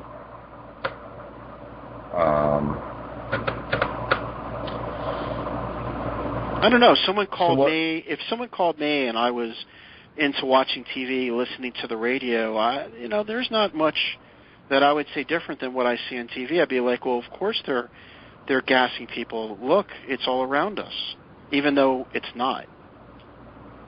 Yeah, you'd say the same thing that any American would say. I mean, the idea that they would fake something on TV and get away with it is so beyond the pale for most people that they couldn't even calculate that. They couldn't even think that through. Oh, right, yeah. That would never enter their mind, most people's minds. But this article is interesting. It's antiwar.com. I guess they're just an anti-war activist website or something like that. I don't know who put this site up, but it does make some interesting points. And this article is basically saying that the whole thing has to be a hoax. Well, I'm on the site right now. Where would I find that? You could put this into Google. Transparent hoax could lead to war. Okay. Transparent hoax could lead to war. What really happened? Stupid Moran.blogspot. Oh, there we go. Anti-war is the top one. Cool. I will put that in the notes. So give us the Cliff Notes version. What are they saying? So it's going through the introduction of it. It's reminding how the you had the babies in the incubator story with the invasion of Kuwait back in the first Gulf War, and how that was a total hoax. Then it goes into how the history of these Syrian rebels, the American-backed rebels, whatever they are, that they have a track record of, immediately hoaxing and staging stuff. And then it goes into how that if you were to go into an area that had been gassed with military grade, like, mustard gas or sarin gas or something, you would be very sick very fast. Mm-hmm. Now, even if you were like, oh, it's children, we got to save the children, and rush in there, and like, you'd probably fall flat on your face within a few minutes. Mm-hmm. Just you'd be overcome. I mean, this stuff is like very nasty. Mm-hmm. It's not to be trifled with. Mm-hmm. According to this. Now, I'm not a chemical expert. I don't know if these people are that are saying this, but it seemed like it would make sense. Something that you could just put out into air that would cause people to drop dead like cockroaches. It would be something that you couldn't handle. I mean, that you couldn't be exposed to without getting deathly ill, at least. Because we're talking about stuff that you'll be on the ground flopping around like a trout, and with foam coming out of your mouth. That's how lethal it is. So, of course, any exposure to it, you're going to get sick, at least. And that's even if this stuff is real at all, but you'd have to surmise that anything that's going to kill you by breathing it in would be very harmful to you if you were to come in contact with it. Mm-hmm. But so that makes sense to me. But yeah, that's the synopsis of it. I'm looking right now, and I'm going to send this to you. And we talked about this with the Occupy Wall Street protests, fake protests. Uh-huh. And someone in New York got tear gassed. And I showed, do you remember that video I showed you? Where in the military, they're standing there for tear gas training, and they're literally snot is pouring out of their nose. Yeah, I actually went through that myself personally. Mm-hmm. What happens, and it's CS gas is what they give you, and from what I understand, it's pretty potent gas. I don't know how it compares to like nerve gas or whatever. I imagine nerve gas is a lot more. But yeah, what happens is they put you in this chamber. You're given a gas mask. It's part of your boot camp training to go in the Navy. And so they fill the chamber up with gas. They say, okay, everybody take their mask off. You take your gas mask off, and then you got to breathe. And so they just wait until everybody's has to take a breath, and then or they tell you go ahead and breathe it in, some gas in your lungs and your nose. As soon as that shit hits your nose, man, you are gushing. Your mucous membranes like open up like a spigot, and snot just comes flooding out of your nose. It's not pretty, man. It's like bad. And so I imagine you'd have all kinds of shit come out of your nose and mouth if you were exposed to this sarin gas or whatever. And not only that, but blood, pus, swelling. Your eyes and face would probably be horribly swollen. I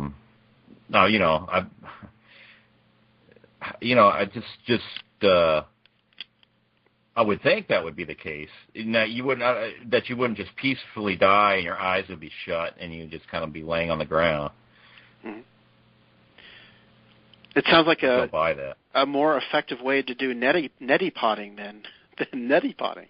Just take a little CS gas. That's your weapons grade neti pot. Yeah, weapons grade.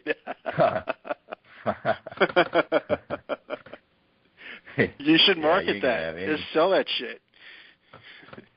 All you need is one dose a year, and you're good to go for a year. Yep. Screw the neti pot. That's too much of a pain. Yeah. That's funny. So again, now I got two issues that are still burning me. You know, why isn't there an actor that has come forward who's been in these, who has seen himself or herself on TV, and cannot believe they accepted $500 and they come forward? Why isn't there that? And how are they able to make these children lay there like limp biscuits and then spring to life when they sprinkle a little holy water on them, which makes no sense at all? How are they able to do that? I didn't see where they come to life when there was water sprinkled on them. Mm-hmm. Is that in that video we watched earlier? It was a different video. Oh, okay. They sprinkled water. Well, like, it was two things. Water on them and they sprinkled water, and then they put a gas mask, an oxygen mask, and within seconds they sprung to life. Oh, really? Huh? Mm-hmm. I'll track that video down and put it in the notes, but you know, this is what we look at. We've been looking at this for years, and we're able to pretty much figure this stuff out. I can't figure it out, how they do that. That's bothering me. Because I know, I don't care what, I mean, I respect Amar. I love the fact that he came on, but I just totally disagree. There's no way this is real. There's no way. This is in the books. This is in documents that have been out for decades that they were going to do this. And all of a sudden we're to believe that these random acts of things that they've talked about in books and documents from decades ago is just happened to, no. Not buying that for a second. Yeah, you mean like the grand chessboard and then all the policy papers PNAC documents. Yeah. PNAC document. Well, that doesn't mean that it couldn't be an actual staged attack with real stuff, but then... but as you said, it would make any sense, Chris. That's complicating things. That's adding unpredictability to things, and they're never unpredictable. Unpredictability is the enemy to these people. Yeah, and it just seems so, the reporting seems so, like, sketchy, and it's like, it just seems like, oh, yeah, here's evidence of it happening, you know, it's like, well, I mean, you have footage or don't you? I mean, what are they showing? It's, of course, I don't watch the television, so I don't know what's being put out on television. I'm just kind of getting piecemeal stuff. Sure. So the other thing too is, I mean, this is so wag the dog. I mean, a week ago, this stuff comes out, and now the Obama administration, like that matters, is now ready to do strikes on Syria. So, like, within a week, nothing, and then bam, yeah, we're basically going to war. That's very dubious. You're right. I thought about that too, and I mean, officially they've killed like over a million, according to official sources and statistics, and like in Iraq and Afghanistan, like 1 million civilian casualties. So now this is all of a sudden like a major outrage just because it's chemical. But you can you can kill children with like a daisy cutter bomb. That's fine. No big deal. Collateral. Oh, that's collateral damage. Right. No big deal. Right. But yeah, if they get gas, like it's just so outrageous. And well, I mean, these images are like it's pretty horrifying. You know, gas. Oh, it's gas, and it's like and children are dead, and they always show the dead children, and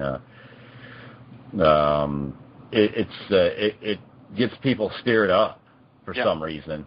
Yep. like when daisy cutter bomb. Have you ever seen a daisy cutter bomb Nope. demonstration? Nope. That's some crazy shit, dude. Is it? Well, what happens is that it's like an ordnance that goes out into separate. It disassembles into separate cluster bombs, and then as it's like little spheres, and each one blows up, and it puts out like a lot of shrapnel, and so it just loads up the whole atmosphere with this shrapnel, and everything gets shredded. It's a horrific weapon. I mean, but sounds that's like so fireworks. much better than gas. Yeah, fireworks are deadly fireworks, but that's officially what they're using over there. Officially, what that's going on over Iraq, Afghanistan is for the last however many years we've been at war over there. Up to 1 million casualties, wounded, dead, civilians, and then all of a sudden now, because less than 1,500 people die from gas attack, we're going to go to war with another country, and it'll kill another 1 million civilians over there with it's just asinine, dude. It just of course, the news media inside from top to bottom makes absolutely no sense. It has no coherent, sensible justification for anything. It's just a bunch of bullshit from top to bottom. I mean, why is this all of a sudden now a concern for us, the United States, U.S.?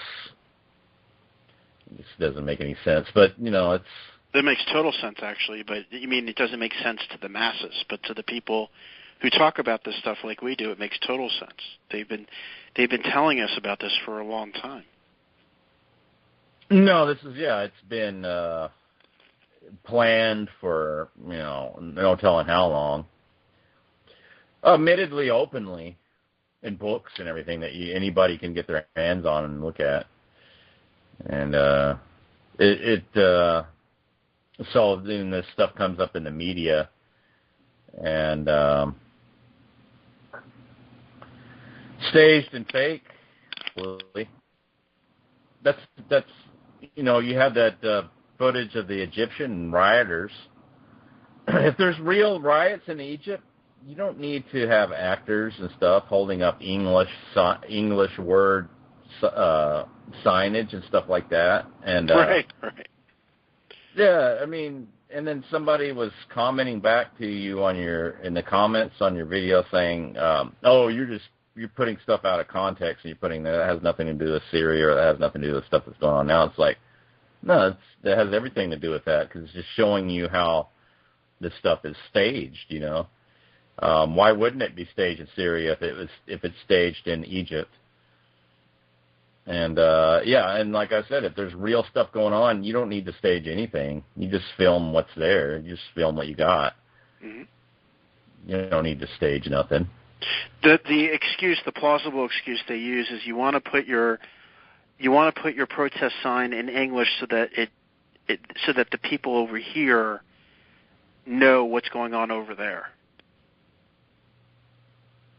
Well, you'd have to, I mean, why would you walk around with a sign that most people can read? You're doing it specifically showing up to the camera, so that's why you're doing it? Yes. Mm-hmm. Yeah. Of course.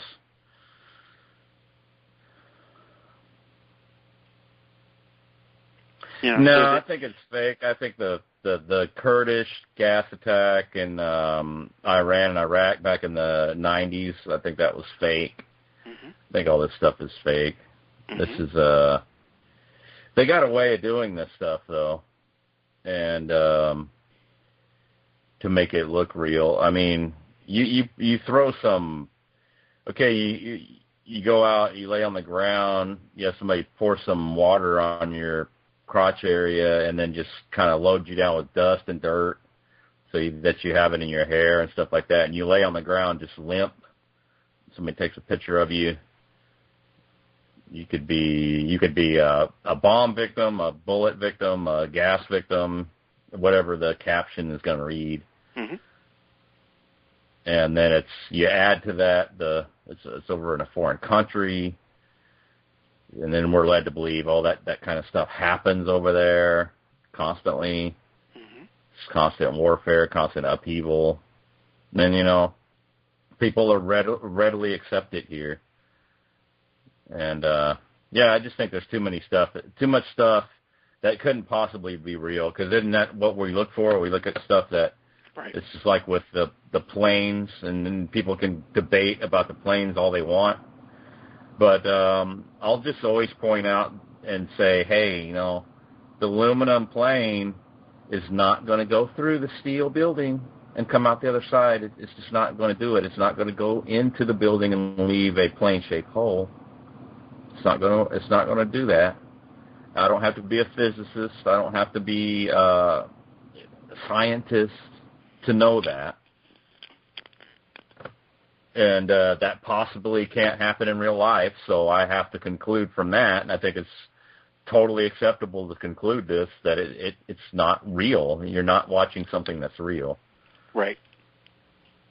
Put yourself in the position of what we're seeing in the news all the time. If you saw innocent, and I know you don't have children, but let's say you had children. You saw innocent children being gassed like that. Would you put up with that?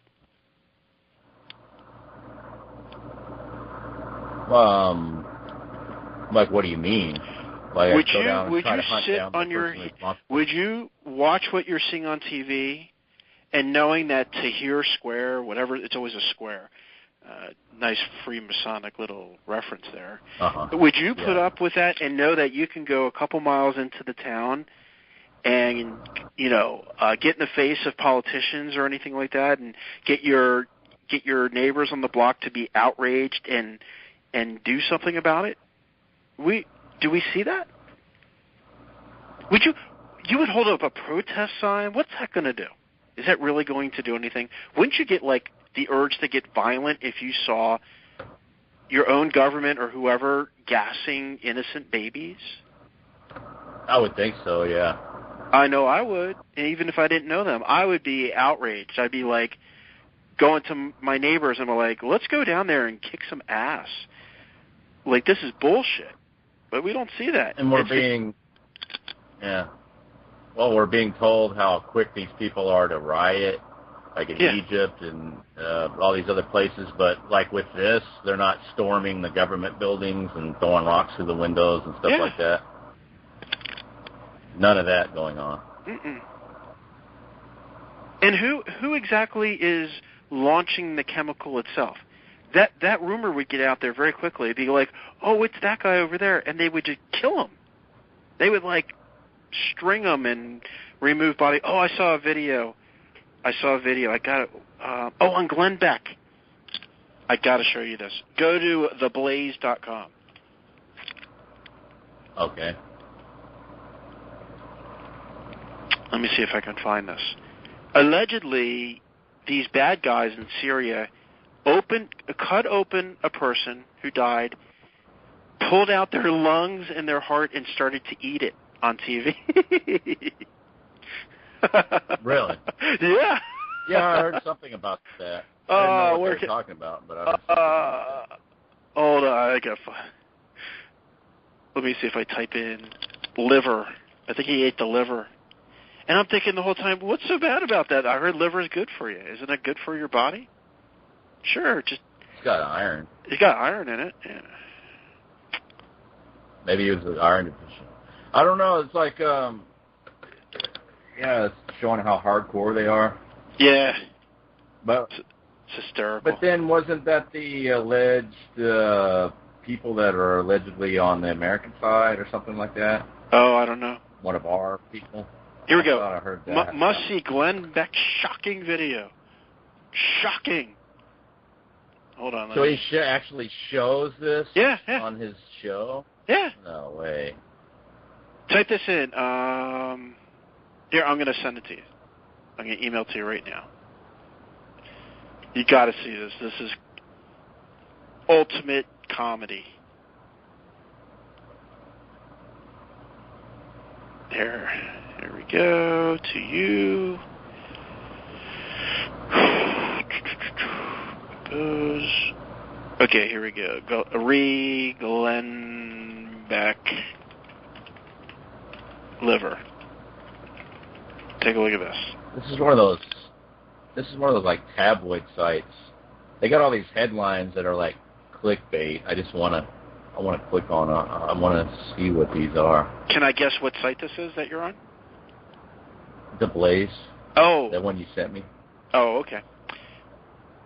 Oh, so you already got the email? Because I sent you a YouTube Just now, video. I clicked on it. Yeah, I'm loading it right now. So if you fast forward to about 1:10. I want you to send this part of the show. We're going to clip it. 10. 1:13 specifically. Yeah, so the guy, where he's got the warning. Yeah, he's cutting open the guy. Of course, it's blurry. Of course. And he digs in, grabs his heart. Oh, they blur it out. Yeah. And eats it.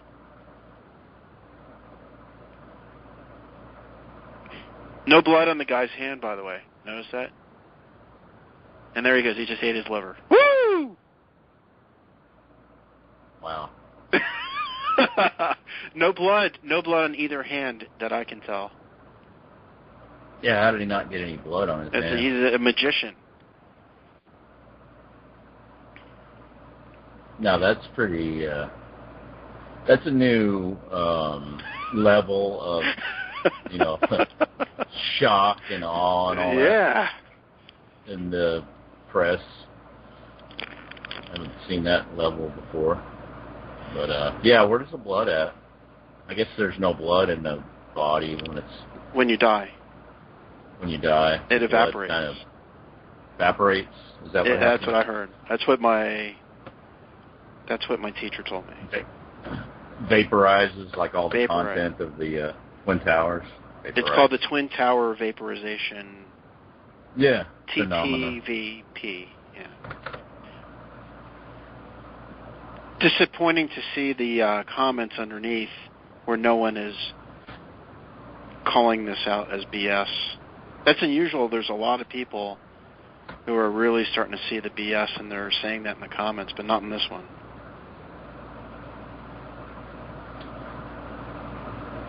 Some people say false flag. Not many, though.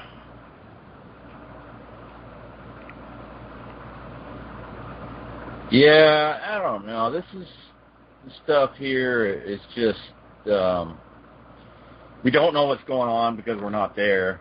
Right. You got to trust the media, and you absolutely cannot trust the media. Yep. So anything that you could pick up on that would be incongruent with reality, it's for a reason, and that's because it's probably staged and hoaxed. Mm-hmm. And maybe they take these footage they get from people, these actors and stuff like that. They take it into what was that video? Stargate Studios. Yep. With the green screen magic and then the CGI augmented reality magic, where you can just pull things into a scene, pull things out of the scene, smoke, atmospheric effects, lighting, stuff like that. You got your actor. He's in your film reel to select from. You drop him in. He's got green screen out in the background. He can be an extra. He can be a stand-in. Or they use it to model CGI and stuff like that. But I don't know. From what I understand, you wouldn't even really need that. You don't even need actual actors.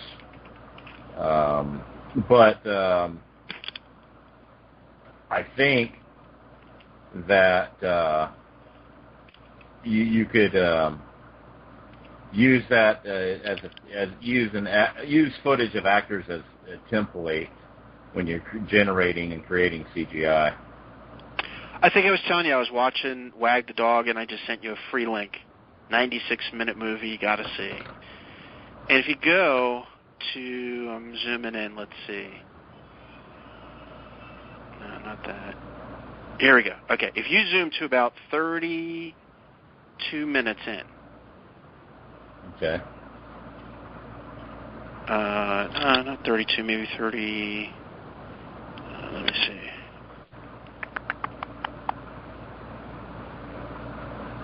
Here we go. 34 minutes in. It is exactly what you're describing. They pull up a library. They just click and drag all the scenes in. Done. Yeah, that's where they're in the studio and they're taking, they're assembling the war footage. Yeah. And they got the actress. They have an actual live actress. Which we know we don't even need any. You don't even need that anymore, right? Yeah, you don't even need it. I don't really know though, because I know there's very realistic CGI, but for human actors and stuff like that, we've seen that. I have that on my blog and stuff. But it still may be at the point where the live actors are better, more convincing. In my Syrian genocide movie, I showed two examples, and I showed it to my wife. She had no clue that they were CGI, no clue. And I showed it to my son, who's a very critical thinker. Could not tell it was CGI. Which one was that? The guy where it's showing he's just doing like his facial expressions and stuff like that, with the double chin. Yeah, no idea. Chin and all they had no idea it was fake.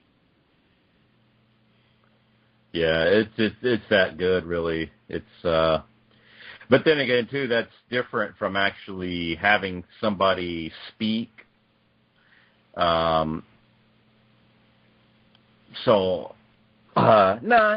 It's probably. I imagine it's got to be at the point now where it's indistinguishable from an actual person being filmed. Yeah, I'm sure it is. Of course, look at the tsunami in Japan. Look how awesome that looks. It's totally fake. Cars don't float. Buildings don't float. Cars get dirty. You never see a license plate. That is phenomenal. And I'll never forget when they came out. That was March of 2011, right? Yeah. So in March of 2011, for the first time, they introduced CGI that fooled even the most hardcore of people like us that look into this. So can you imagine what they're doing now? I mean, that stuff looked real, but it wasn't. No, it's at that level. Yeah. Well, I have a snippet of footage that's from the 70s, and it's got an animated face, and it's one of those pieces of footage that looks like it's got to be out of time, but it's from the 70s. It's well, I mean, not 100% sure it's from the 70s, but it's from all intents and purposes from the 70s, and it's pretty dang good for being from the early 70s. And this is in a military lab that it came from, and so demonstrating that the computer power is what this stuff is contingent on. It's the computing power, and because this is going to be in a documentary I've been putting together gradually, but it's going into the history of the computer graphic imagery. But one thing in this piece of footage that you'll hear stated by these people in the industry that create this imagery is that the software and the knowledge to put together the software has been around a long time. It's the computing power. it's the computing power, right, that is holding. If it's holding it back, it's the computing power that's holding it back.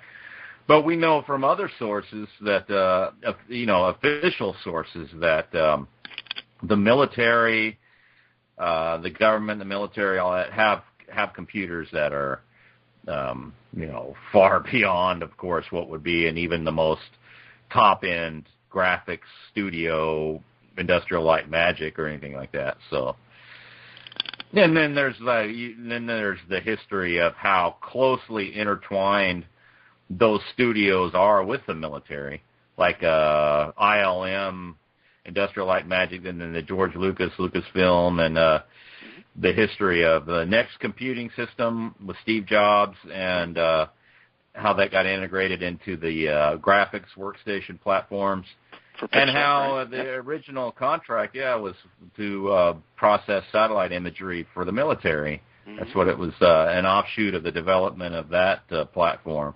Mm-hmm. So that ability to do that stuff has been around for a long time. I'm sure of it. And it doesn't cost a penny. I'm going to prove it. Go to www.urchin.org. URCHN.org.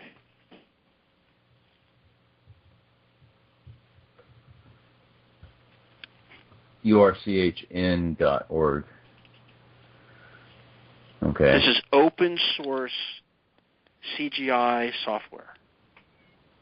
Free. Ah. And if you scroll down, pretty cool. That Wires for Empathy trailer, the beginning isn't so, it's only 49 seconds, but you'll get, towards the middle, you'll see open source software, how realistic it looks.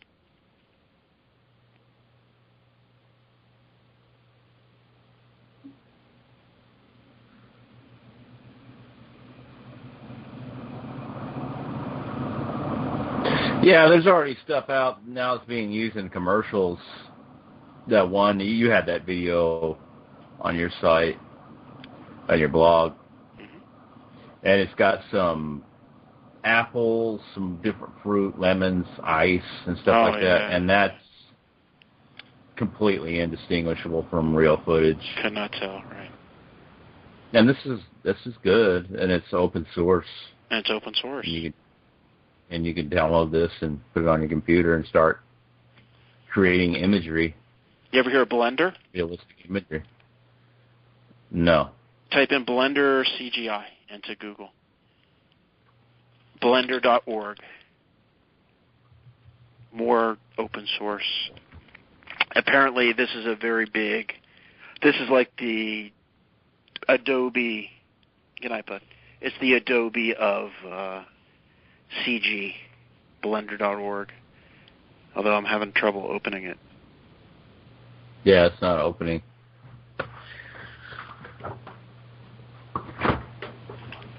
So, as I always say, can you imagine what the military has if the open source stuff is so good? Well, allegedly, they have quantum computers now. Right. Whatever that means.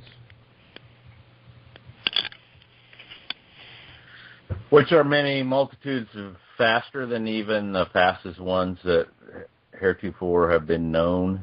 Mm-hmm. That's pretty big. Mm-hmm.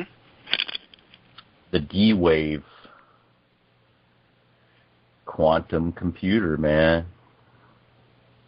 So yeah, the military's got this nutty processing power.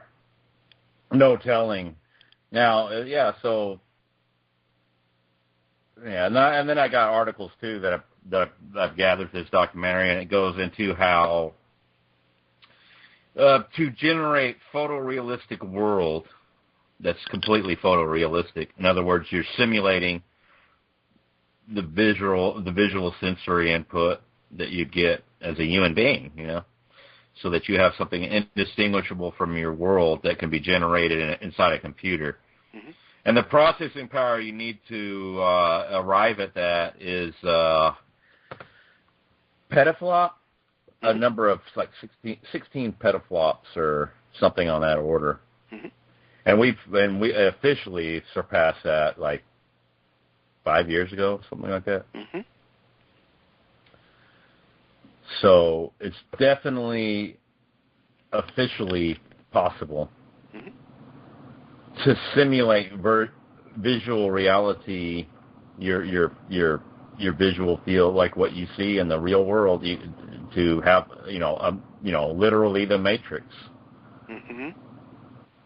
It's officially, well, the Matrix is officially here, according to, if you just piece together these different articles about photorealistic CGI, how it's dependent on processing power, and then game developers and people in the industry saying that they need 12 petaflops, and then you can go pull up another article about the latest and greatest supercomputers, what they can achieve, and then you understand that, okay, we've surpassed that. So yeah, photorealistic imagery is here. There's no doubt about it. The computing power has probably been here. Well, I would imagine quite a bit longer than a long time before it ever gets announced to the public. Mm-hmm. It's remarkable. We kind of talked about this privately last night. The speed, the internet speeds. I know you're not seeing it as much as I am, but I'm able to watch that Wag the Dog movie without a single hiccup.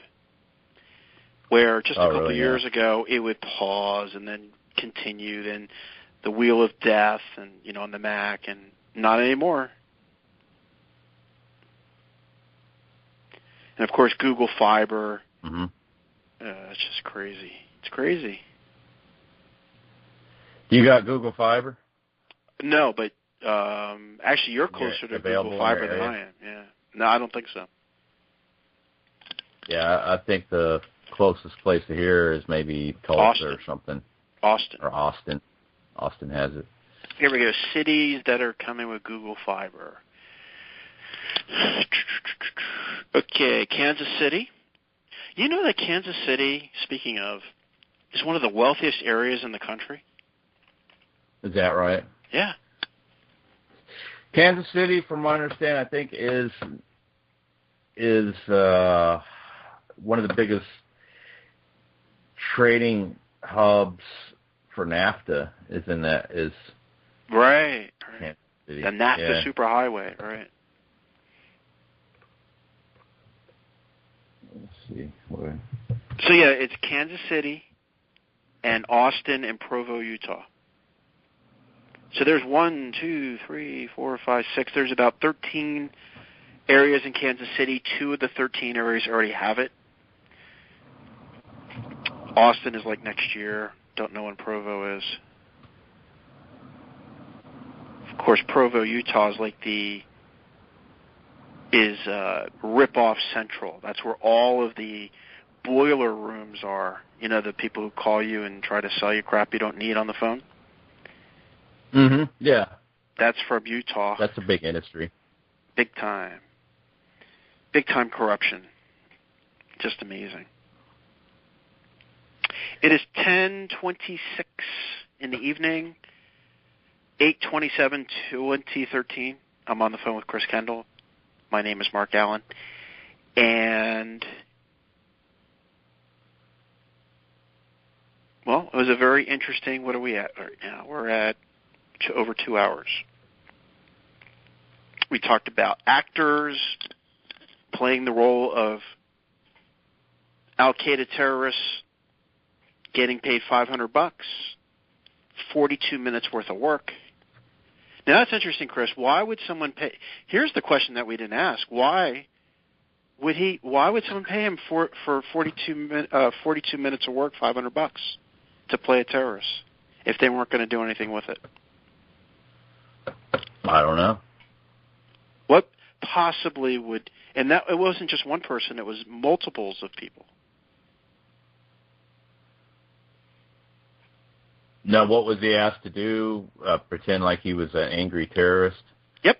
And that Jewish Bagel movie was pretty much a parody of what he was asked to do.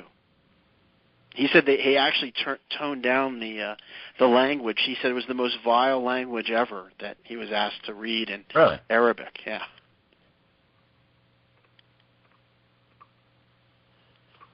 No. So, this wouldn't win in a court of law. Of course, the court of law is corrupt to begin with, but why would a producer pay 500 times 9 people, whatever it was, for shits and giggles? Why would they do that? Yeah, they're going to do something with it. Yeah.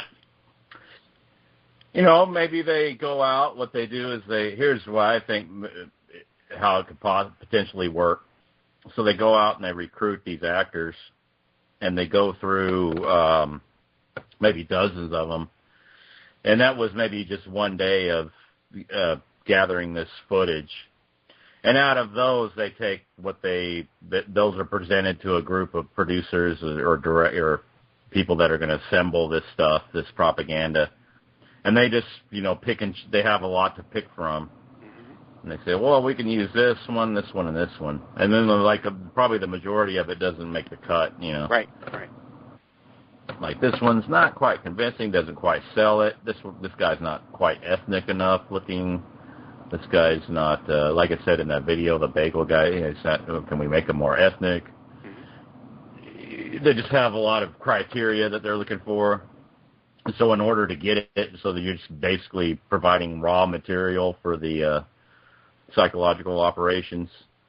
And then, so that just by the nature of it, most actors and most footage won't make the cut. Just like when you do a Hollywood film, they say the overwhelming majority of the footage ends up on the cutting room floor, is what they call it.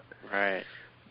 So that what you see in the theater is maybe like a tenth of what they actually shot out there in the studios and on location and all that.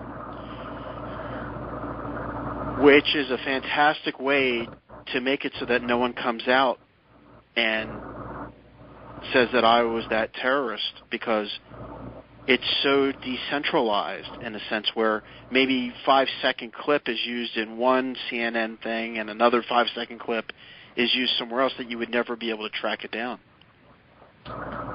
Yeah, so that the odds of you even actually seeing yourself would be pretty low, even if it was run multiple times out there in the media. Right. Because there's so many different media outlets and there's so many different time slots that they run it. Right. And then, you got a mask on your face, and you got all this other stuff, and it's so out of context that nobody would, even your friends wouldn't even recognize you, that they wouldn't, Marcus is working for Al-Qaeda? That can't be Marcus. Right. Or, hey, it looks like Marcus, and that's as far as it goes. Yeah, the tourist, it's just like Marcus. Yeah, and then they just leave it at that, so that there's no way it could really be you. Right, why would he do that? Yeah. Yeah, why would you do that? Yeah. There's certainly no way that any of that could be possibly fake, so... The one thing that really rings true is that it's known in Hollywood that you don't go there, you don't reveal yourself, or you're never going to work in that town again. And I'm sure that's how they get away with 99% of the actors who do it. How do the actors sleep at night? Well, they have no choice. They're tricked into doing something, but if they say something, they're never going to work again. And that's the one thing that Amar said, was that where else do you get paid $500 for 42 minutes worth of work? And he says it's not even work. He goes, most of the time you're sitting around twiddling your thumbs waiting for the next role while you're on set. So most of the time you're hanging out and you're getting paid. Why would you narc on that? But then on the flip side, if they're using CGI, why would they even go through that rigmarole, Right. If they have CGI available,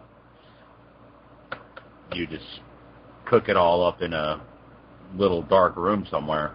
That's right. That's why I'm skeptical a bit about our call tonight, because with the technology that they have, red herring. Yeah, I don't know. Red herring. My gut was that he seemed like a real guy. There was not a single thing that he said that was unexpected or he said the wrong way. Not a single thing. But if I'm running the show, I wouldn't leave anything to chance. And when you have humans involved, that's leaving things to chance. As we see, he came forward and, pretty much confirmed what we all pretty much know, that this stuff isn't real. So why would you leave that to chance? Just make it in a computer.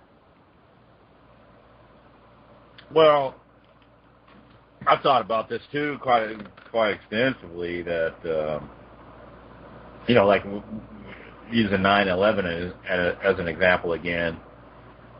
I think Rick Leventhal, the reporter, is an actual person. You think? I think he exists. You do? I think he does. Uh-huh. But then you see Rick Leventhal on the street. I'm pretty sure it's just like Anderson Cooper or with the Sandy Hook people. It's like clearly in front of a blue screen or green screen. Mm-hmm. There's not much doubt about it. Mm-hmm. So that goes on. Do you think Anderson Cooper is a CGI created entity? My gut says no. My gut says no, but my philosophy says it's possible. It's possible, but probably not. Probably probable not, or right. like. And as I told Amar, I think my critical thinking says maybe the people who go to Afghanistan are really going to California, but my reality gut says they're probably going. There hasn't been a single person who's come back and said that that's possible. I have not a single military person I've spoken to say, yeah, I could see that. Not a single one has said that. So I'm pretty sure that they go there, overseas. Yeah, I think so. And you did it too. Yeah. But again, how do you know that? How do you know that you were really overseas? You weren't allowed to use a cell phone.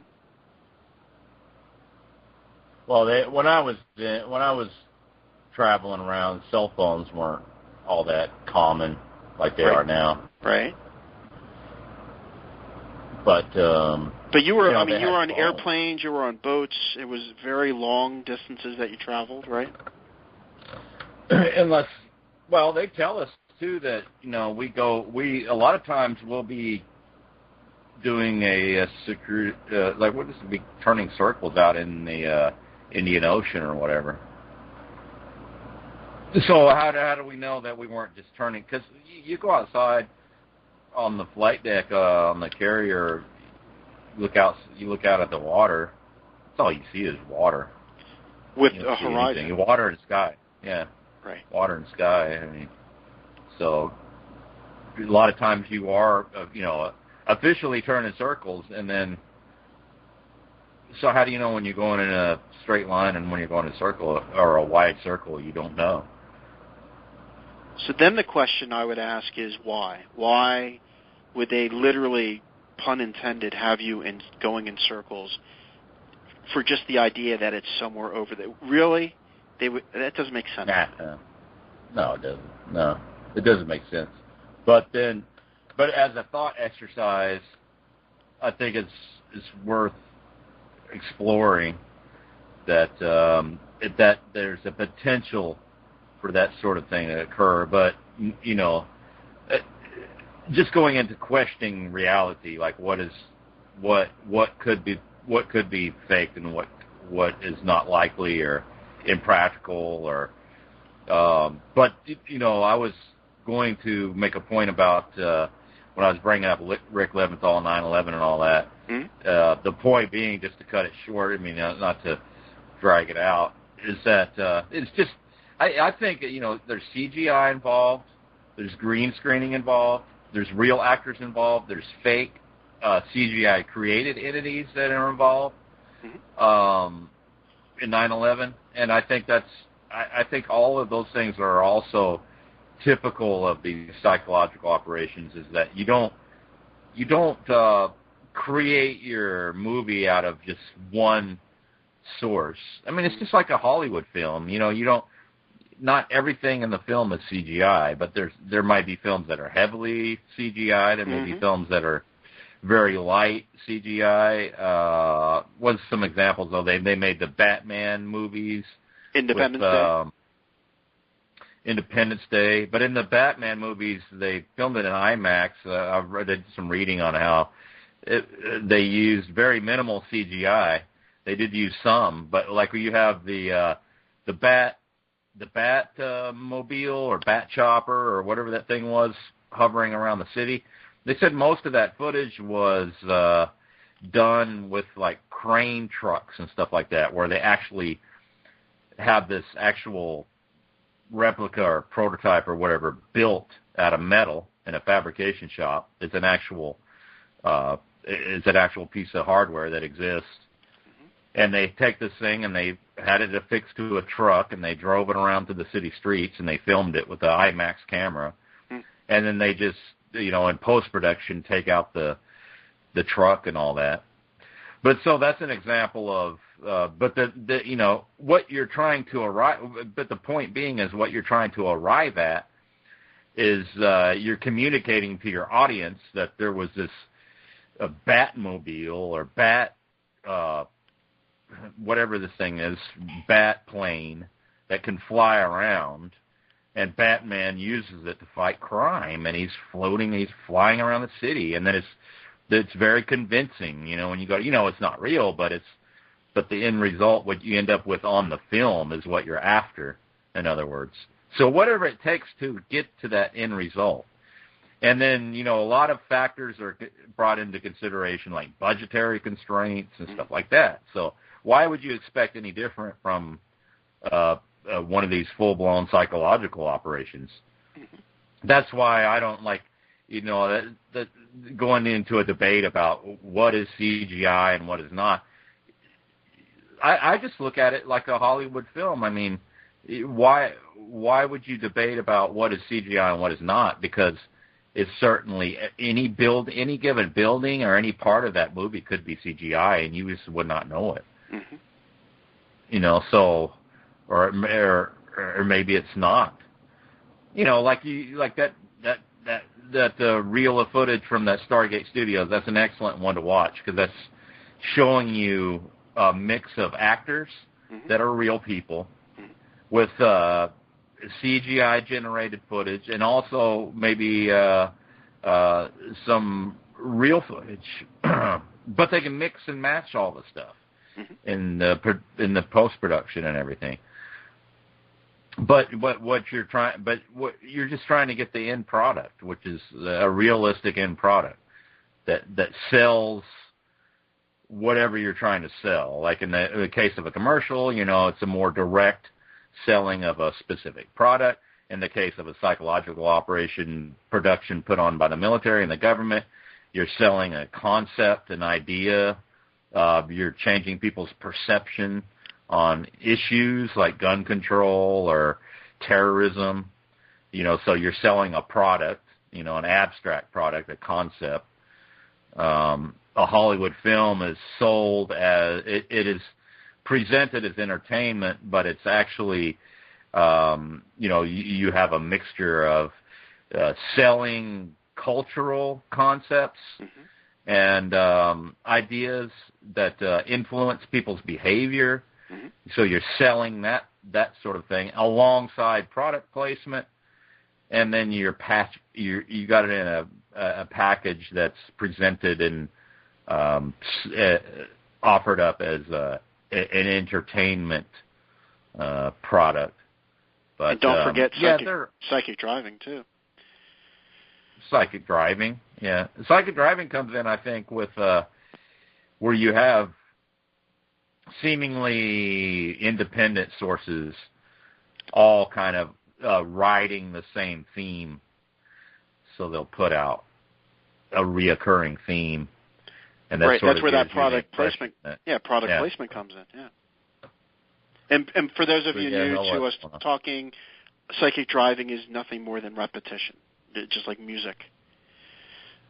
So when some new movie comes out, you've got the name of that movie, the concept of that movie is in product placement. You can buy stuff. You can rent it over and over again. It's just over and over and over again propaganda. Well, the Republican National Convention when Bush was running for his second term, that were whoever that was, it's a fantastic piece of footage or video where they just string together like every time the word terrorism or 9/11 or terrorist was mentioned. Yeah. And that's probably the best example of psychic driving I've ever seen. Yeah. And, the Republican National Convention is also a stage production. Yeah. And they were selling the idea, they were selling you a product, which was this concept of freedom, Al-Qaeda and terrorists. And then,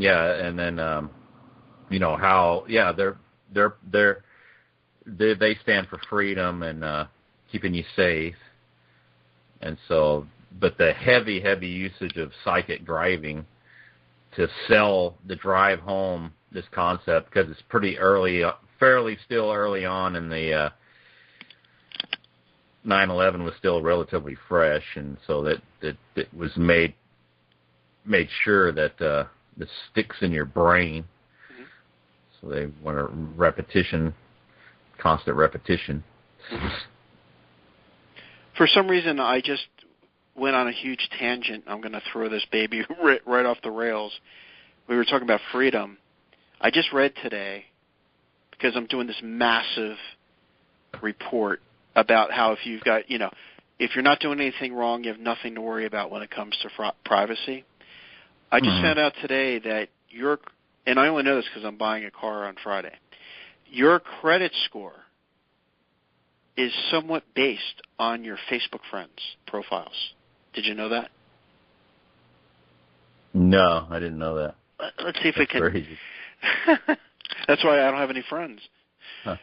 Facebook friends credit score. Here we go. Facebook friends could change your credit score 7 hours ago. Choose your friends, wisely. They could help get you approved or rejected for a loan. And it talks about how this company, Lendo, Lenddo, determines if your friends on Facebook was someone who was late paying back a loan to Lendo. If so, it's bad news for you. It's even worse news if the delinquent friend is someone you frequently interact with. But if you're not doing anything wrong, you got nothing to worry about, right? Yeah. Just don't hang out with the wrong people. But if you're hanging out with the right person, but then the right person loses his job, right, and ends up in bad financial straits. No, it's just crazy. It is. Yeah, but if you ain't got nothing to hide, though, got nothing to worry about. So what do you worry about? Yeah, you got nothing to worry about. Well, no, that's a ridiculous statement. That's the most ridiculous thing that's out there now, I think. Yep. Totally ridiculous.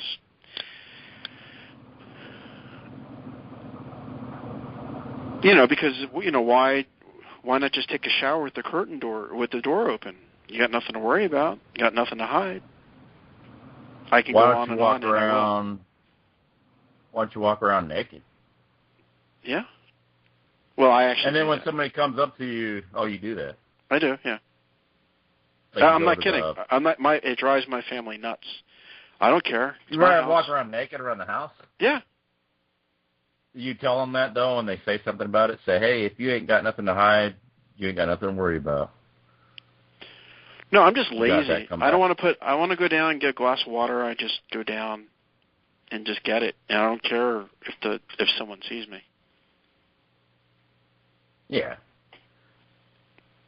It's my house. Well, yeah, you got a right to do that. But do they have a right to, look through your walls? Right. hey, this guy's walking around naked in his house. Like, well, so what about it? You know, it's like, is there anything wrong with that? No. Is that something you want everybody in the world to know about? No. No. No. But are you paranoid for taking that position? I mean, that's the thing, man. When people say that is just so that's such a thoughtless thing to say. Yeah, they're not thinking it through. You're yeah. right. Yeah, they're not thinking it through.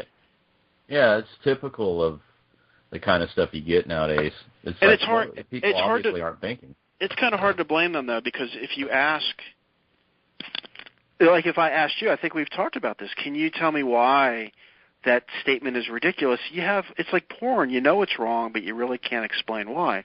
So that's what I did. I actually took a year and I wrote down like over 50 examples of how, if you really think it through, it's the most ridiculous thing ever. For example, did we talk about this with the lottery? What happens if you don't? You get nothing to hide, right? You play the lottery and you win the lottery. Do you know that you have to give up all of your information, your likeness, a testimonial for promotional purposes, and if you don't give up all of that stuff, you don't get your prize? Well, I mean, is that like a sort of test? Like, so if you were maybe of a persuasion that, no, I'm a private person. I don't want to go along to get along. I don't like that sort of thing. So, like, screw you. I don't want the money. And then their position is, well, we don't want anybody of that mindset to have any kind of money anyway. Mm-hmm. You see what I mean? Because you might use that money to, like, I don't know, spread truth or something. Yeah. So that's a good screening process when you think about it. Yes, it is. You got to be a compliant slave. And, okay, here's your money, compliant slave. Go have fun, stuffing it down rat holes, because that's probably what you'll do with it, because you're a dummy, Speaking of money, I don't think we talked about this. There is a Stanford University study. Let me see if I can pull this up. Stanford. You'll dig this, Chris. Stanford University study, wealthy. Let's see what we got. Yes, gap between rich and... No. Where is that? It was a TED Talk.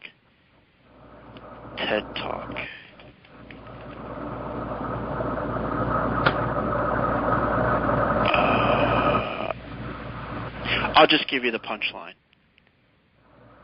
Okay. What they found is that people who had money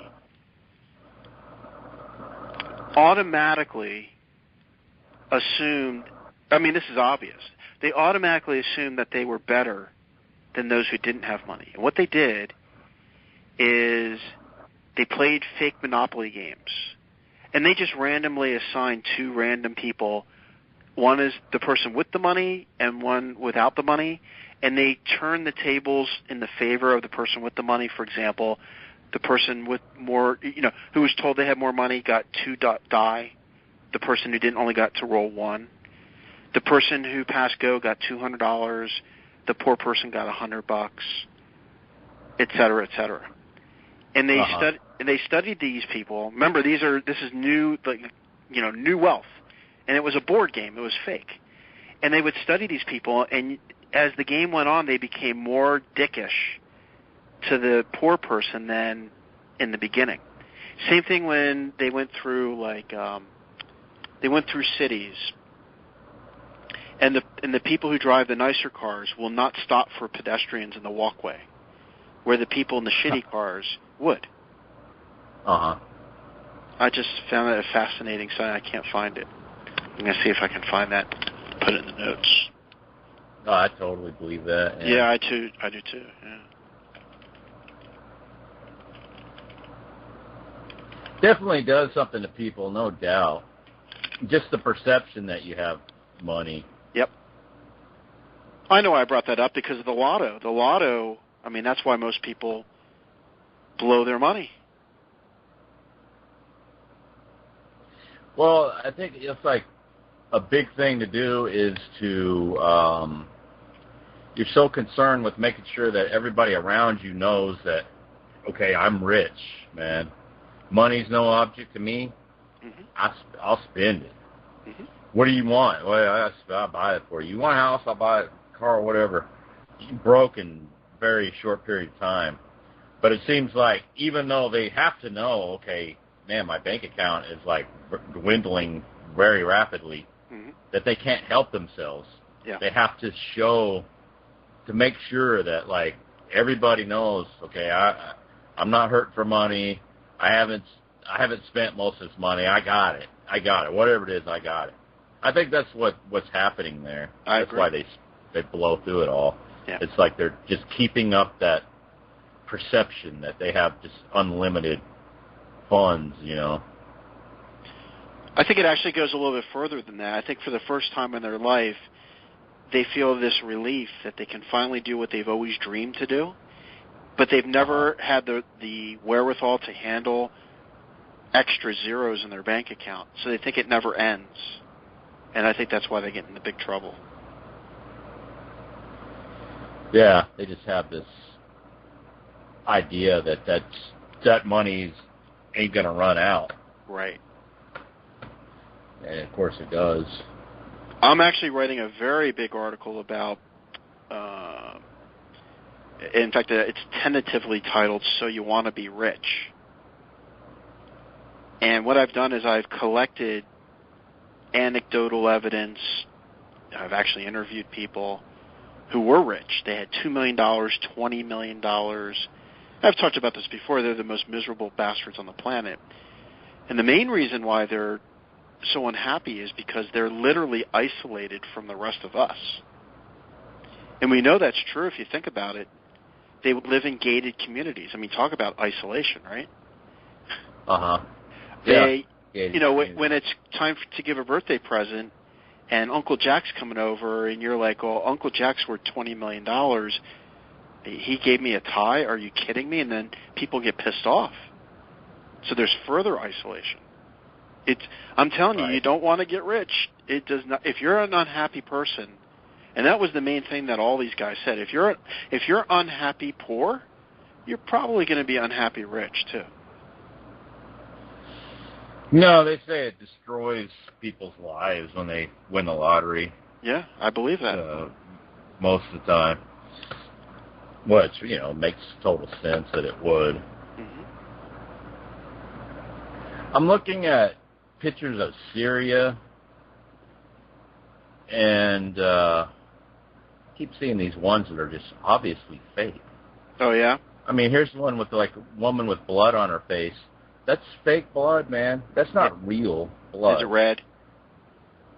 Very bright red. Yeah. Blood turns brown, black. Yep. Yes, like very quickly. That's so fake right there. It's like, it's a lot of this, man, going on. So that's the thing. That's the punchline of this audio is if something is real, why would you fake it? Why would you need fake stuff interspersed with real stuff? Why bother? Mm-hmm. If you have real gas attacks, real violence going on a regular basis over there, you just go and get the photos. Mm-hmm. That's all you do, or you get the aftermath or whatever. Mm-hmm. But you show the real stuff that's actually going on. Mm-hmm. But and the people who rule over us, they're the luckiest bastards on the planet, right? Because every time there's these attacks and issues and uprisings and protests, they get exactly what they want every time. Right on cue. They always do. It always just seems to work out that way, huh? Mm-hmm. So they want to go into Syria. Which they've been talking about for decades, yep. And not only does, now check this out, not only does a attack, they're saying that it's against, this dictator is against their own people, not only does he attack his own people, but he just so happens to do it in such a way as sends out a wave of visceral outrage from the West, with imagery of and reports of gas attacks and dead children with foam coming out of their mouth. He just so happens to do it in the most graphic, visceral way imaginable. Mm-hmm. For what reason? To get the world enraged at him? Yeah. And to get America to crack down on his head. Mm-hmm. That makes total sense that you would want to do that, right? As a leader, as a dictator. Mm-hmm. So 1 minute you're going to be eating caviar, enjoying yourself with hookers and bow and whatever. Mm-hmm. And then, you know what? Let's gas some people and just antagonize the West and have them come in and just, go over my taco stand and all my stuff. The taco stand. Yeah, metaphor. In Syria, right? Yeah, I mean, have them. Let's bring in the United States airplanes and drones and troops, and because they'd have to know what they're doing, what the result's going to be, mm-hmm. and know that the Western intelligence operations have been active in your country. And listening to the rhetoric that's being put out by Obama and the people, and so like on the heels of all that, oh yeah, I'm going to gas my own people and just give them just an excellent excuse to come in and occupy my country. Makes no sense, dude. Is what I'm saying. That's ridiculous, dude. It's absolutely. That's what we're being sold. That's what we're being told that we're supposed to believe that is actually happening. That's not even possible, man. That's not even real. Yeah. It makes no sense from any way you cut it. It doesn't make any sense. And it's not a coincidence that Brzezinski, the policy advisor to Carter, and then later to Obama, the foreign policy advisor, that he's writing this book called The Grand Chessboard, and it lays out everything that's happening today. And then you got the PNAC document, same thing. We got to go into Syria. We got to go into Afghanistan. We got to go into Iran. It's just. Well, the good news, I keep saying it, is I think by Christmas time, there's going to be more people talking about this at the water cooler than the minority. My wife still thinks I'm crazy with that, but I'm optimistic that, because I'm seeing it in the comments. I go to Yahoo and I click on a story about whatever, and the vast majority of the commenters are saying, nope, this is bullshit, it's fake.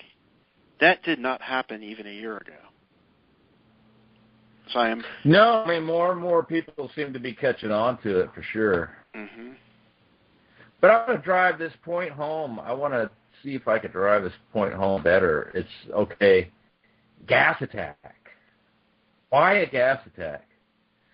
What purpose does that serve other than to have something that you could feed to the Western mind, the domesticated sheeple here, of something horrible happening in another country that we would want to get involved in? Gas attack, man. I mean, that's the whole purpose behind it, is to have something that's outrageous. Yeah, it's invisible. It's invisible. Yeah. Yeah, it's invisible. It's evil.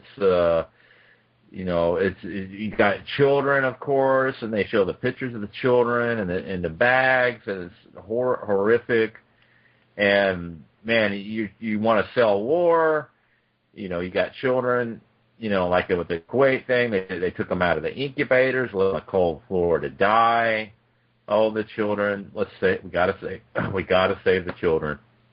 And so this is just all coincident. We're asked to believe that this is all coincidentally happening when the U.S. wants to go to war. It's got to be fake, man, because here's the thing about it, too. Let's say they really release gas. the gas, the wind changes directions. It blows it in the wrong direction. It blows away from the preschool or the children. It goes down the street into the goat pasture, kills a bunch of goats. The wind doesn't cooperate. The wind doesn't blow the gas where you want.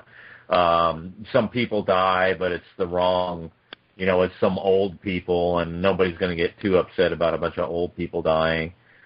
Too many variables, man, just like you stated earlier. There's just too many variables involved in carrying out a real attack. There's just too many things that could go wrong. And then you don't get the images you want. Why not just fake the whole thing? Much, much easier. Then you get the imagery you want because you can create whatever imagery that you want, Hollywood style, whether CGI or actors or whatever. There's all kinds of methodology for doing it. You could drug a child and make them limp. Why not? If it sells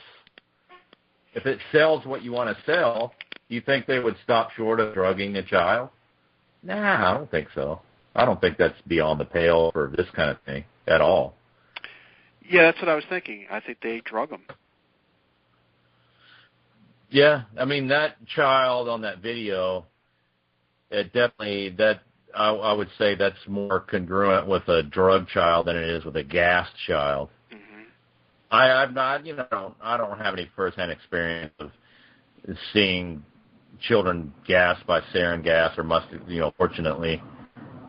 But I don't think that's how it would look, really. I think it'd be a lot messier than that myself. And then I think if you're handling somebody that just is covered with this highly toxic substance that's toxic enough that it goes airborne and kills you dead on the spot, just like a raid would kill a roach, it's got to be some very potent stuff, very highly lethal. It makes sense to me. I'm not a chemical expert. I don't know for a fact, but it makes sense to me that that would make you very sick if you were to come in contact with it after the fact. Totally makes sense to me. So that you wouldn't be able to have your faculties together. You'd be probably off in a corner vomiting at least. You wouldn't be able to give an emotional diatribe into a camera. You'd be busy throwing up your guts. If you're walking around a bunch of gas or you're exposing to yourself to a bunch of very, very highly toxic residual gas and stuff. Mm-hmm. So, yeah, just looking for things that can't be real. Yeah. Basically, that's what's the word?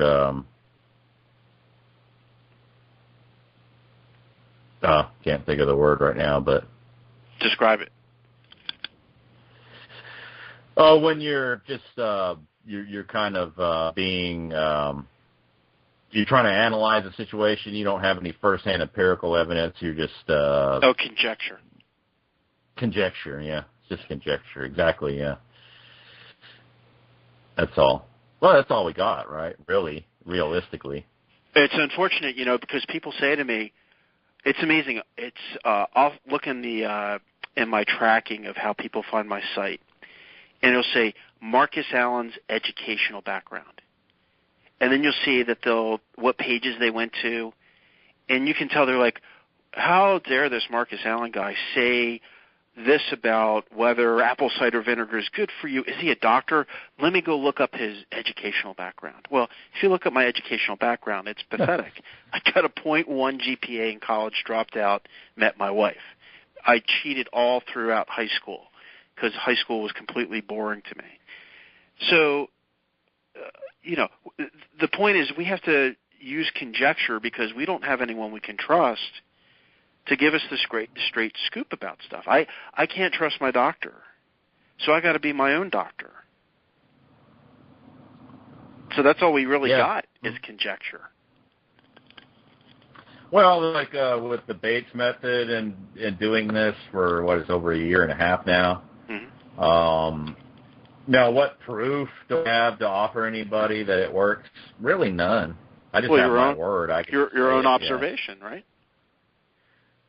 Right, it's my own observation, but I can't prove it to anybody that it works. I could just tell them my experience. Mm-hmm. They may, it could be that I'm deluding myself or something like that. That I'm actually like, going and using my eyeglasses, and I'm just kind of fooling myself into thinking that this is actually working, But no, it's actually working. It does work. It's just no doubt about it in my mind. But can I prove it to anybody? No. So I'm going to eventually go to my eye doctor that I've been going to for years, and get an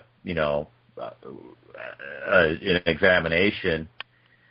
And then I'll have something that's saying, okay, my vision is obviously not what it was before. It's much improved, or it's 20/20, or whatever it is when I go get it checked out. And that's not going to prove either. Right. It's not proof because, what were my eyes before? I mean, I could do a side-by-side comparison. But is that fudged? Is that faked? Is that did I make this up? Am I, did I memorize the eye charts and go in there and just recite what I memorized and fooled my eye doctor? I'm just some clever prankster that's doing this for his own jollies. It's like you can't convince anybody of anything that they don't want to be convinced of. Yeah. Because, with the Bates method, you got something that just flatly flies in the face of conventional medical wisdom. And, I run into stuff periodically where it's just talking about how, the Bates method, it's just total hokum. It's just nonsense, and there's just no way that could work. And, it's quackery, I have a lot of new people going to be listening to this. The Bates method is a non-eyewear solution to improve your eyesight. I guess is the best way to say it. You're using basically eye exercise to strengthen your eye vision, as opposed to wearing glasses. Well, to be more precise, you're not actually strengthening your eyes. It's more based on the relaxation of your visual system. Right. And stress. It's stress and strain. Because we talked about this before, and you were asking like, does reading text, small print, is that bad? Yeah, small print. That's, like you're saying, that's probably bad for your eyes. And I was like, well, no, it's not bad for your eyes. But here's the thing about that, it's actually that was the wrong answer, because it's more like a yes and no, because it depends on your circumstances. Now, you could be reading text in a relaxed environment, like in your home, and it's not bad for your eyes at all. You could be reading small print and text in a school setting where you're under stress and strain, and according to the Bates method and William H. Bates that's where your bad eyesight originates in most cases in modern civilization. Mm-hmm. Trying to read unfamiliar characters when you're learning the alphabet and all that stuff, or you're learning to read, or you're trying to read stuff off the chalkboard, but it's not really that in and of itself. It's the environment, the stress that you're under while you're trying to do this task is what creates the habit of strain. And then you begin straining your eyes, and then it becomes a habit. And then once you go to the eye doctor and get checked out, and then they say, you got blur, well, we'll fix you up here, sonny boy. They give you some glasses, and what that does is training your eyes to maintain that strain. And so basically they lock it in. They lock in that unnatural straining of the eyes, that bad habit that you developed in school. So it's like the schools and the eye doctors work together in a conspiracy. Sure is. And it's a conspiracy. Now, do the teachers and the eye doctors, are they aware of what they're doing? No. But are they participants? Yes, absolutely. And they're very actively involved in doing it, and they don't know what they're doing. That's how a lot of conspiracies work. Yeah, that's right. They're dupes. Yeah. They're duped. Yeah, they're dupes. Same with the media. Same with, a lot of dupes in the media, a lot of dupes in government, bureaucrats and stuff. You go to your nurse is going to tell you your son needs about 42 shots. He's behind. She's a dupe. She don't know that's your son gets autistic, and then that's what just dupes. Yeah. But so the point I was making with that, I guess, is that it's so far against conventional wisdom that there's just people that will not accept that. And the same with the media fakery and stuff. It's that it's just so far out of left field, people won't even consider it. Yeah. But then when you actually analyze it and you look at the facts and you look at the history of it, it totally makes sense. Yeah, It's not far out whatsoever. It totally makes sense. It's not far out. It's not far-fetched. Not even close to being far-fetched. We exist in reality. We're dwelling in reality. Mm-hmm. We're so far into reality that it scares other people. Like this. Yeah, it scares other people. It's like you like the cartoon Superman, where they had the cartoon version of Superman, and he's got I remember this as a kid, and then he had Bizarro Superman. Remember that dude? And it was like he came from a planet on the other side of the sun, and it was a bizarro world, and everything was backwards.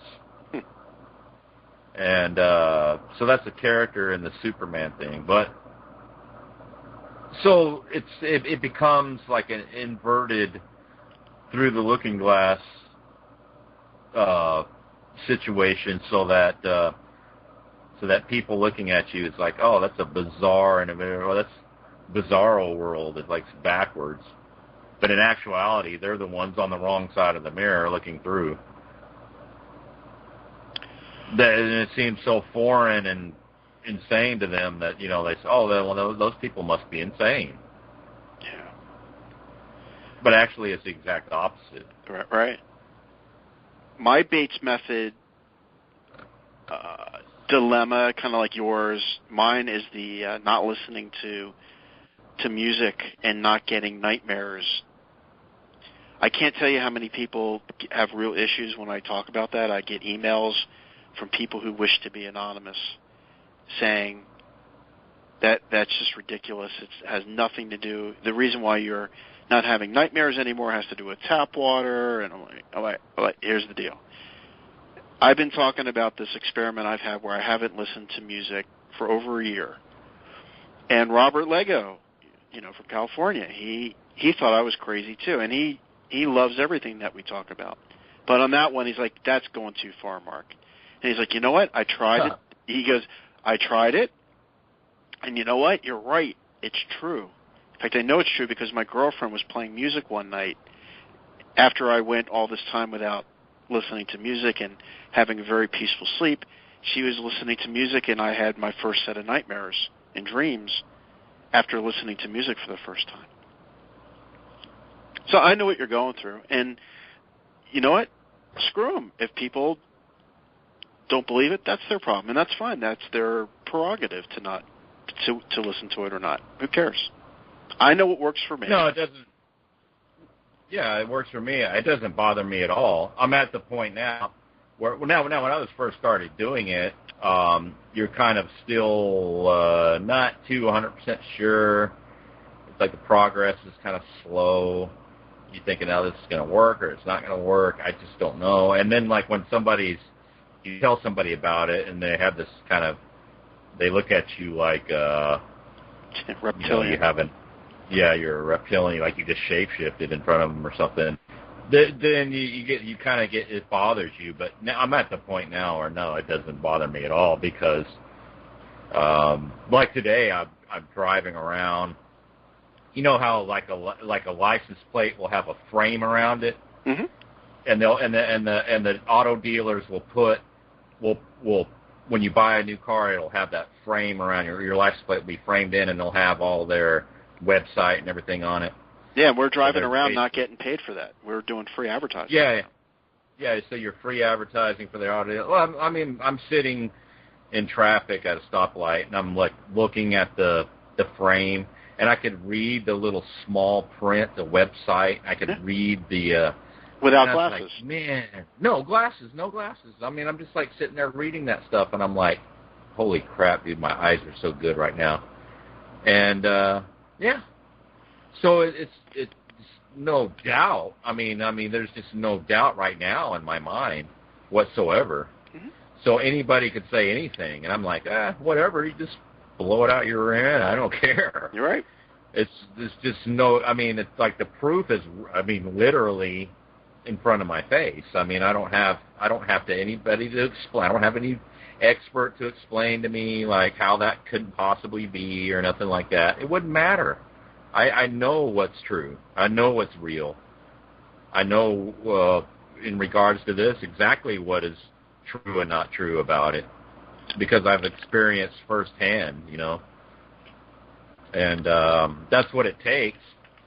And you just, some people you'll just never get them to go there, and some people will go there, but they get discouraged at the first hint of opposition, you know, or failure. When it doesn't come right away, and then there's some sort of a stumbling block or something, and because you have that whole huge weight of, you know, societal disapproval of what you're doing, that if you start to doubt yourself and stuff like that, that could come into play and really get you down if you let it.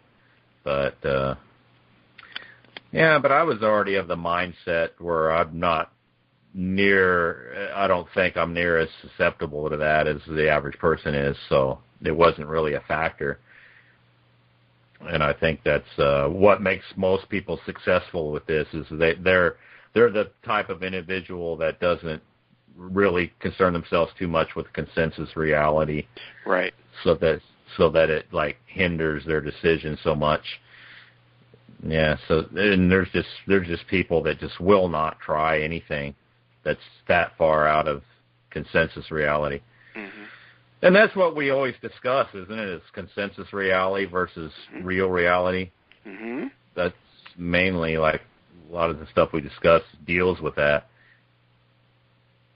So, yeah, the Bates method is for sure, it's 100% legit.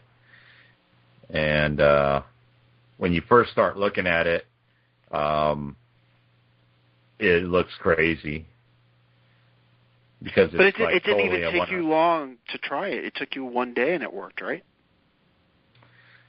Well, what happens is that you were wearing Coke glasses, like, you know, the really thick stuff, right? Not necessarily Coke bottle glasses, but pretty close to it. Yeah, I mean, I had a pretty strong prescription. Like 4.75 is pretty high. Mm-hmm. It's pretty high. It's myopic, which means nearsighted. I can't see in a distance. So when I'm standing in it, to translate it for the average person that may not know, I mean, it's you're standing at the eye chart at 10 paces or whatever the standard distance, and I can't really make out the E, the biggest letter at the top. Mm-hmm. Like, if I didn't know it was an E, I don't think I would be able to tell you what letter it was. I would have a hard time. That's how bad my eyes were. Mm-hmm. So basically, I'm not going to pass any eye tests for a driving exam, nothing without corrective lenses. And so now I could just sit here, EDFC, ZP, that's 1, 2, 3, 4, 5, 6, 7. I got eye charts on my wall in my house, and that's like 8 lines down. And I'm looking at this chart, and it's like, it's not very well lit in here. I don't have the light on the eye chart.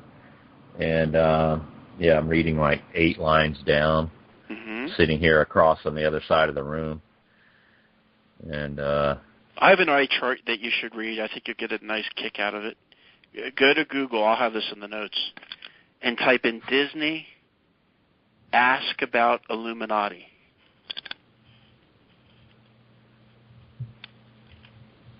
Ask about Illuminati.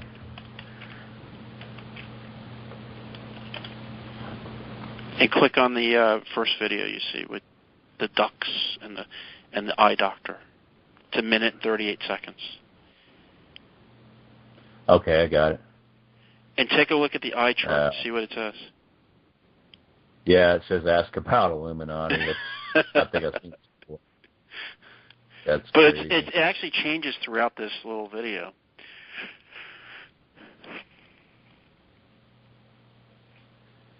By the way, to confirm your findings, I've been using a similar Bates method type of system to make it. I'm 46 years old. I've got no eyeglasses, haven't worn glasses since I thought I needed glasses 20-something years ago. My wife is constantly thinking I'm tricking her because I'll be like, that billboard says that, 20% off donuts. She's like, no, you saw that billboard before we got there. I'm like, I'm telling you, I can read it right now. No glasses. No, really. And by the way, when I was at a restaurant that I no longer go to, I asked the waitress if she wore glasses. She was half my age, and she's like, yeah, I wear contacts. I said, do you know anyone who's 46-year-old? At the time, I was 45. Do you know anyone who's 45 years old who doesn't wear glasses behind the counter here? Any waitress? And she's like, oh, of course. I'm like, well, who? She's like, well, half the people. I'm like, go ask them. She asked every single one of them. And they were all in their 20s and 30s. They all wore glasses, every single one of them, or contacts. Well, how is it that the instances of people needing glasses continues to go up? Right. Now, does that mean like we're observing some rapid genetic phenomenon that's coming out of the gene pool? Because they'll tell you that you're born with bad eyes and that they're misshaping. It's simple. In fact, I'm looking at it right now. Yeah. And you're probably looking at it right now. That's causing eye problems. Oh, computer screen? Yeah. Yeah, and then, since it's stress-related, you got people in front of the computers, and they're looking at the computer, and then they're under stress because of work pressure. That definitely contributes. I think it definitely contributed to my problem, made it worse.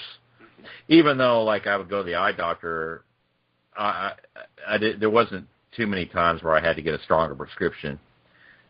But you already had a pretty strong prescription, though. Yeah, I was already at a pretty strong prescription, even from a young age. They didn't need any. It's getting late. I'm losing it. They didn't need any Fabian-style upgrades for you. They just gave it to you all at once, right? Yeah. Yeah, my eyes went cross when I was a kid. Just not literally cross, but just bad. For early age, yeah. The guy that does the vision coaching, this Greg Marsh guy, that I've got some of his audios and stuff, he's a natural vision coach. he had to die after like -8 or something. That's like double what mine was. And he had the Coke bottle glasses. Mm-hmm. But he describes. I think he's a little bit older than we are, but he describes how he went some trauma. He remembers vividly the Red Scare and duck and cover and going under your desk during the drills and stuff they used to have in the 60s and stuff in schools.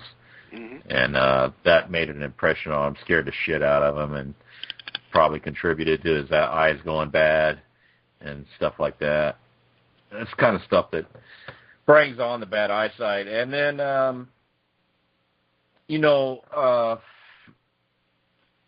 that is a subject that reaches out into a lot of areas of health problems and stuff, is the mental aspect of many, many health problems, like back pain, knee and joint pain, where you go to a doctor and they'll convince you that it's a physical bone spur or a strain or something like that, but it's not. It's a mental stress-related condition called TMS.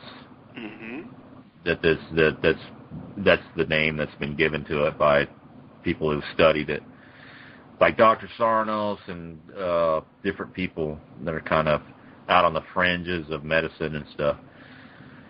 But that's an interesting subject in itself, and but I don't think we're going to go into all that. But nope, because my wife handed me an hour ago this note. It says, "Can you please get me gas tonight?" And it's almost midnight, and I think there's only one place open till midnight. So what I'm going to do is I'm going to read to you. I got an email from Amar, who was cut off by his phone, and I'm going to read that, and then we're going to wrap this up, and then we're going to talk about how we can do more calls like this and talk about the things that Chris wants to talk about, the Bates method, back pain, and all that kind of stuff. So let me read to you what he wrote. He has 8 points that he wanted to say. One, here's how he opened it. Marcus, sorry for cutting you off short. My phone battery died on me. I'm surprised it lasted an hour anyways. To complete where we left off, to produce a quality terrorist video. So here's how to produce a quality terrorist video. Number one, put a casting call on actorsaccess.com for Arabic speaker actors. Again, I'll have companion notes with this, so you don't have to worry about writing this down if you want to create a quality terrorist video for yourself. Number two, go to Western Costume, and I have a link to that too. Select their wardrobe on a Friday so you can get a weekend rate, which allows you to rent 3 days for the same fee as one. 3, go to Craigslist.org and put an ad that you're looking to rent a space in a warehouse, or at least looks like a desolate room. A lot of times when you already have friends in the industry, they can find locations for you a lot cheaper and more guaranteed to be what you want. Most of the time they rent you their place or that of a friend. Hey, everyone wants to make money. Number 4, hire a production/set designer from one of these sites, Mandy.com or FilmCrewBuilder.com. Their job would be to make the set look as close enough to an actual terrorist video as possible. Number 5, rent weapons from MovieGunGuy.com. Because these guns are for show, sometimes it is cheaper and less complicated if you just put a call out to Craigslist and offer the guy $100 plus free food. Number 6. Cool. This is cool. This is good. Number 6, hire the crew to shoot the thing. All you really need is a DP with camera.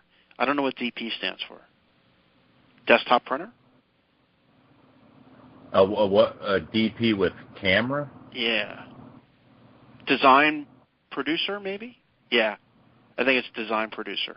All you really need is a design producer with a camera, a guy who does lighting, a boom operator. Thanks to technology, cameras and mics are so cheap, compact, and readily available that these operators already own their own equipment. Most of the time you can hire such people as a team, pay them $500 total, and free food. Number 7 of 8. After principal photography, thanks to MacBooks with Final Cut, or even Windows Movie Maker, you can edit the video yourself if you know how to do it.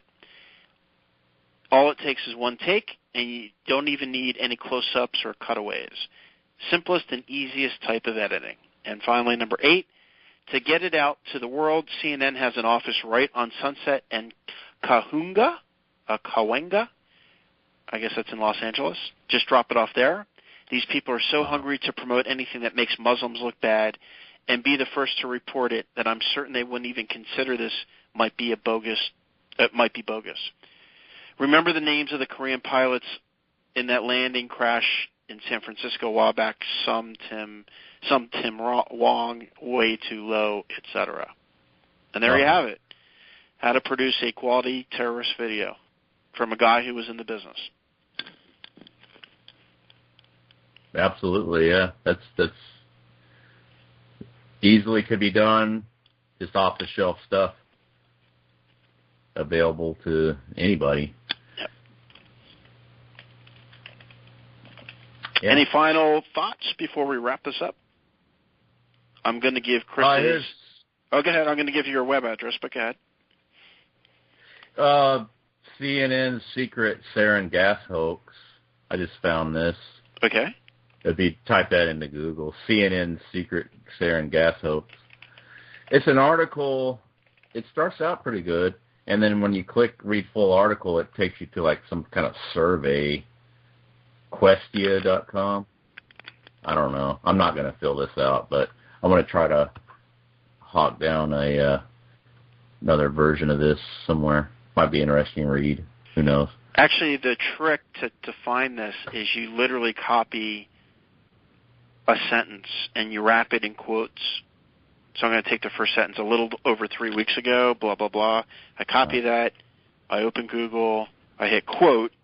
A little over 3 weeks ago, CNN, blah, blah, blah, end quote.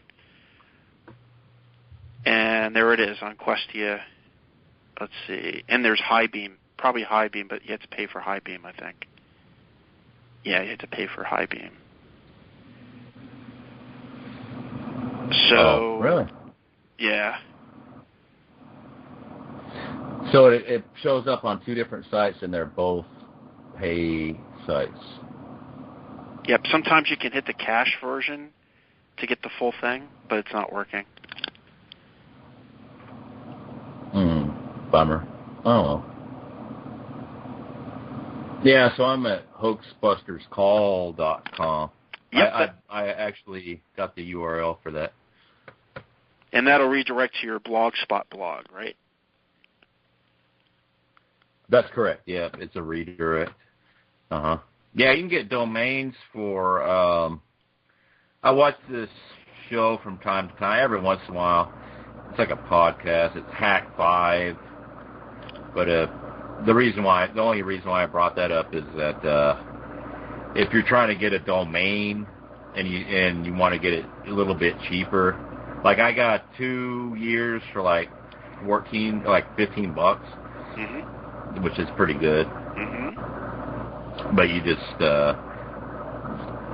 you put in some kind of code that you get from Hack HAK5, and then it gives you a discount. I thought it was a pretty good discount. Not a bad deal. Because I think ordinarily it's like $15 for 1 year, and most places are close Actually, to it. if you go to namecheap.com, it's $9 for a year. $9, yeah. That's about the same as what I pay. Yeah. Cheap. What was that again? Namecheap.com. Namecheap.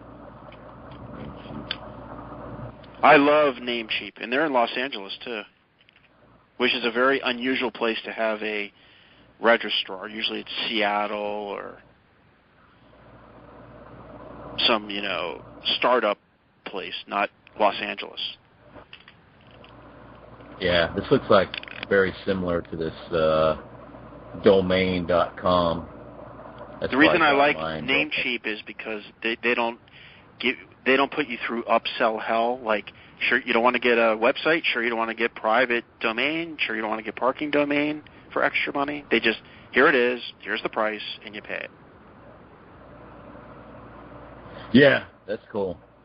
I like that. They were kind of upselling me on that stuff, but wasn't too high pressure. But they did try to upsell. But the worst at upselling with domain names is GoDaddy. It is absolute hell. Absolute hell. yeah, now they're expensive now, or more Are they? expensive. They used to be. Yeah. Someone's got to pay for that like Super Bowl ad. Oh yeah, their advertisements are ridiculous too. That's another reason why I don't like them. But all right, man, cool. All right, we're at 11:36 on Tuesday. We've gone almost 4 hours, coming up on the 4-hour mark, which is not unusual for Chris and I to do. But I'm afraid that most people can't go 4 hours at a time talking about this stuff. So feel free to rewind and listen to it over again through psychic driving, repetition. And, of course, I am at truthin7minutes.com. Truthin7minutes.com.